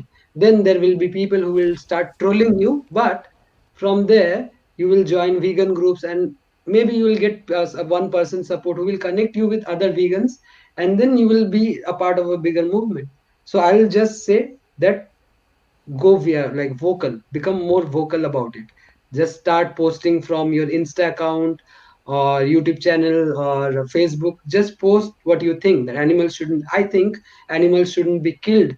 And that's a big statement to make, because you are creating a huge ripple amongst a society who believes that animals should be killed, and one person out of 1000 says animals shouldn't be killed. Everyone is focusing on that, and that starts a debate, and then we will can come to a conclusion why it is not important to kill animals, and all, why it is cruel also. So animal killing should be stopped, and we will win. Even if one vegan is arguing or debating against 100 non-vegans, one vegan will win because he's on the side of logic, on the side of truth, on the side of kindness. So yeah, vegan will win. So I will just suggest you to start posting on Facebook. And if you want to join our Bengal group, if you're from Bengal, you can join Vegans of Bengal Facebook group. We do activism. We are planning to do some disruptions outside KFC, outside most popular joints. We are very inspired by direct action everywhere, and like we will take some direct action and bring the movement on its head, and start some little what is it called, chaos. Awesome. I would absolutely agree with Altab on this. Right now, online activism is about the most effective you're going to get. But it's always extremely effective. But obviously, when we can go out on the streets and do other stuff, it's also really good because we can get media attention and stuff like that, which really reaches people. But right now, online activism is your best place. The best place is for you to do online activism right now without spending a penny, as in you can reach hundreds of thousands of people without spending $1, without spending 1 rupee, is on LinkedIn, believe it or not, and TikTok. These are the two places right now where you can post and you will get your content seen by people instantly, basically. TikTok TikTok is Yeah. banned in India. Well, if you're in TikTok India, is then banned. forget what I just said. But if you're not outside of India, TikTok. If you're in India, then I would say focus on Instagram and focus on LinkedIn. LinkedIn is actually a business website, but they're trying to become the social network of like of business. So they're going to become the next Facebook. And I don't know if you know about Facebook, but when Facebook first launched, you could reach hundreds of thousands of people easily. But now they've changed it and made it more difficult because they can get money out of you, right? LinkedIn is at the place Facebook used to be. So if you write up a nice article with a photo and put it on LinkedIn, it's going to reach way more people than it would reach anywhere else right now. And by the way, for anyone that's not catching that, it's LinkedIn. LinkedIn, LinkedIn. It's free. You can sign up. It's a business, as I said, business social media, but it is the place to be right now. And I've personally experienced this. I posted some stuff on there just to check it out. One of my posts reached like 4,000 people. It's insane. And I didn't even do anything. I just literally posted it with a few hashtags. It's, people are debating and getting triggered, and there's some trolls, but it's good because it's reaching people, it's getting out there. So try that out. And Instagram's great. And one more thing I would add here as well: if you currently have a private Instagram and you don't want to make it public, that's okay, but make another Instagram, please, and do activism on that and start building that one. I understand, but it still confuses me when people say they want to do something for the animals, they want to try and do more work, but they're doing it from a private Instagram, or like they haven't started a new account. And it's like, this is the absolute most simple, basic thing you can do. Open a new account and start sharing the work of other activists on that account, reposting. It takes nothing. Literally, it takes you a second to go on my channel, for example, my Instagram, take a post, download a reposting app, and it does it all for you. And then there you go, you've posted something, and then you go on to Earthling Ed and go on to wherever, just whoever's inspiring you, repost their stuff, and you're doing activism. It's that simple. You could reach people that they didn't reach, because that's how Instagram works. Maybe your post sees 10 people that the other ones couldn't get to, or whatever. It's all important, is what I'm trying to say. So doing something is better than doing nothing when it comes to this. So, really consider that, really think about that. And I don't know if we've got any other questions, to be honest. I think you've answered. I think honestly we've gone through so much. I'm not surprised that there aren't questions, because I think we've covered like a lot. Let me just quickly check anyway, see if there's any more. I know it's late for you, right? What time is it now? Maybe like more than 11, because my phone is Oh, gets automatically switched off at 11 p.m. So it's oh, switched off. nice. That's pretty cool. All right. Let me check. No, I don't think we have any more. Like, they're kind of talking to each other in the chat. They're bored. They're bored of us, man. They're just having a chat. They're like, they don't want to. All right. No, there was. Yeah. All right. So yeah, we can round off, man. Let's round up then. I mean, it's late for you, so I'll let you let you get off. But thanks. Listen, thank you so much for this. It's been so powerful, so useful, so informative. I really hope it reaches a lot of people. I hope it reaches the people that need to see it, and not just people who could, get upset and want to troll. I hope it reaches open-minded people who are like, wow, okay, this is changing my perspective. This is changing the way I see things. I know we're going to get a lot of cognitive dissonance to some of the stuff that you've said. That's all right. It's expected. So, the comment section is going to be a fucking nightmare, no doubt. However, I do honestly believe that, what you said today is going to reach some people and going to make a big impact. So I really appreciate you putting yourself on the line like this, and, putting a lot on the line, you really have. So really appreciate that, man. Thank you so much for giving me this opportunity, giving me this platform to reach out to more people and like speak up for the animals. And thank you for whatever you do. You are an inspiration for me. Oh man, you back to me, bro. I included you in two of my speeches, remember? Two of them, because I was so inspired by how you stand up to the cultural, the culture in India, and specifically within your Muslim community. Like, it's amazing, man. Somebody, sorry, just before you shoot off, someone has just said they have one question, but they're not typing it. Altab, I have one question. But Sia, if you have the question, you've got to ask it quickly Yeah. because he's going to go. It's late. Let me just see if they are quick enough to get this in before you leave. But hold up. Sia, you gotta ask it quickly. He's ready to. What's the name? What's the name? Sia, Okay, I SIA. know her. I know her. You know Sia. Yeah. That's cool. Well, let's give Sia like, I don't know, a minute or so just to kind of Okay. decide whether they want to What was do the that or not. highlight of today's? What was the highlight of today's podcast? Like, did you learn For something new? me, Yeah. I think the highlight for me was your revelations that um, of how Prophet Muhammad was doing all of this work for the animals, right? All the work that back the way you explain it and things that you said seem to be that, as I said, things that would be people could say these things now. You know, it's very that was quite interesting for me that somebody was saying these things over 1,000 years ago, and yet that We didn't know. and it was a The, am- surprise to the, me the that animal that rights community didn't even know about this. exactly, and most Muslims don't know about this Yeah. also. I found the question, by the way. I post vegan stuff on my WhatsApp status, and my Muslim non-vegan friend is always coming at me and telling me that animals go to heaven when they're slaughtered. How can I reply to this, Altab? Wow. Animals always. Go to heaven when they are slaughtered. Yeah, of course. Like even like how do we know that animals are going to heaven? We do not know, right?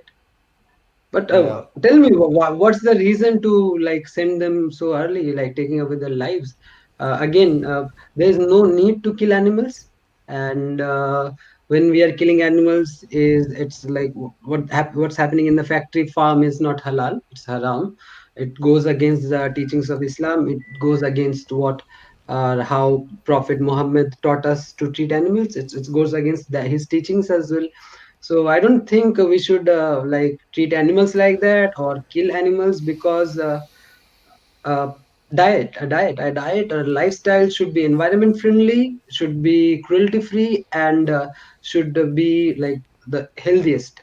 So that way, a vegan diet is better. A vegan lifestyle is better. So there's no need to kill animals and send them to heaven. There's no need. Can I just make a comment here? I think Yeah, you yeah, can you can. correct me if I'm wrong here. I don't want to offend, but I have to be real here. This logic that this person's using right now, that basically they're saying violence is justified because when we do it, they go to heaven, right? Is that not the logic that leads to extremism? Right? Yeah, Violence I is think yes. justified because we can. Is that not But logic that leads to someone saying, so I this can is hurt, I can hurt this person. Like it goes from animals to humans pretty quickly. If I hurt this human, I'll go to heaven. Violence is justified, right? You if know I what I if mean? I recall correctly, you someone told you that the animals push their throats towards the knife, right? This is the Hmm. same kind of argument. It's the same Yeah. kind when Hindus say that animals want to be milked, animals like to be milked, animals want to give us our milk. This thing, same time of comment to just say to like not feel guilty about their bad actions. This is Yeah. an excuse, like to make themselves feel good. That okay, we are doing something nice, which they are not. They are killing animals, they're abusing animals, and that is totally unnecessary, and that which is not halal Absolutely. at all. Absolutely. Unnecessary animal abuse. We've got enough plant-based food, which is more environment friendly and which is healthy and which is cruelty free. Why not plant-based, which is like undoubtedly halal? You do not even know the meat is coming whether it's halal or not. The chances are like more that it's not halal. Why don't we go for a plant-based diet?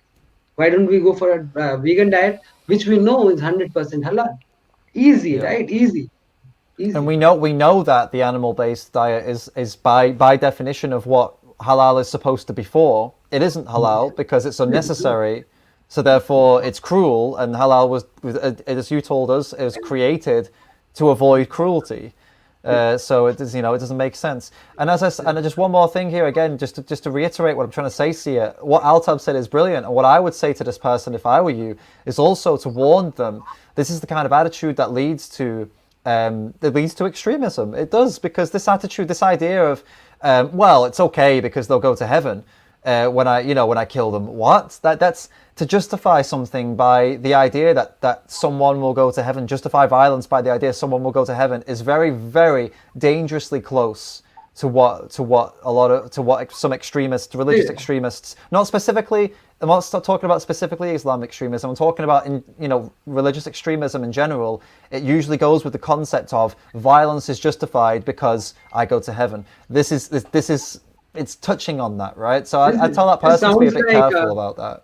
This sounds like much like honor killing that happens in India, Pakistan, Bangladesh, where people kill their kids like who want to marry to some other caste or religion, and they kill them just to stop them from doing bad. So they say that we killed them so they do not do bad things. Exactly. That's not justified. That's not this, justified. yeah, I killed them. absolutely. You are killing someone. You're killing someone and trying to justify that. Why did you do that? Like, there's no need for it. And trying to say it benefited them. Me killing them was a benefit for them. It's dangerous. It's a really dangerous mentality. Totally anti-Islam thing to say, because it's like not allowed in Islam to lie, and that guy is lying and being dishonest, and which is very shameful, and he shouldn't. If you like can send this message to him, I don't know what your name is, brother, but whatever is you are saying is a dishonest thing. That's false speech. That's a lie. And stop abusing animals for your lust for flesh, and then saying that you are doing a good thing. You are not. You are abusing animals and unnecessarily. Nice. And that deals with that. All right, man. All right, let's actually close it off this time. I'll let you go this time for sure. Okay. Thanks again. Thank you so much. Thank you everybody who's watching as well and stuck it out for the whole 3 hours. I hope it was enlightening. Hope it was enlightening for you. I hope you appreciated it. Peace be upon all. We will make Islam the real. We will make Islam the real religion of peace. We'll make it really the religion of peace, and we will not kill any animals. Right? With our advocacy, we can focus on that. So peace be upon all, whoever is watching. And where can people find you, Altab? Where can people find your social media? They can find me on Facebook and Instagram. On Instagram with the name The Vegan Prophecy, and on Facebook by the name Altab HOSSAIN. They can find me there. Perfect. All right then. And just to close off for myself as well, if you enjoyed this live stream, if you enjoy my work in overall, these live streams, the videos that I do, please do consider joining my Patreon team so I can continue doing this and I can sustain myself, as we discussed earlier. It's a necessary thing, otherwise I can't keep doing it. So it's patreon.com/David Rams. And I'd really appreciate your support and your contributions so we can keep on doing this great work and getting great people on here like Altab to try and reach people and make a difference. So thank you again, Altab. Thank you again, everybody, for watching. Thank you, David. Oh, one more thing. On Wednesday, there's a new video coming out, so don't miss that as well. I'll see you all on Wednesday.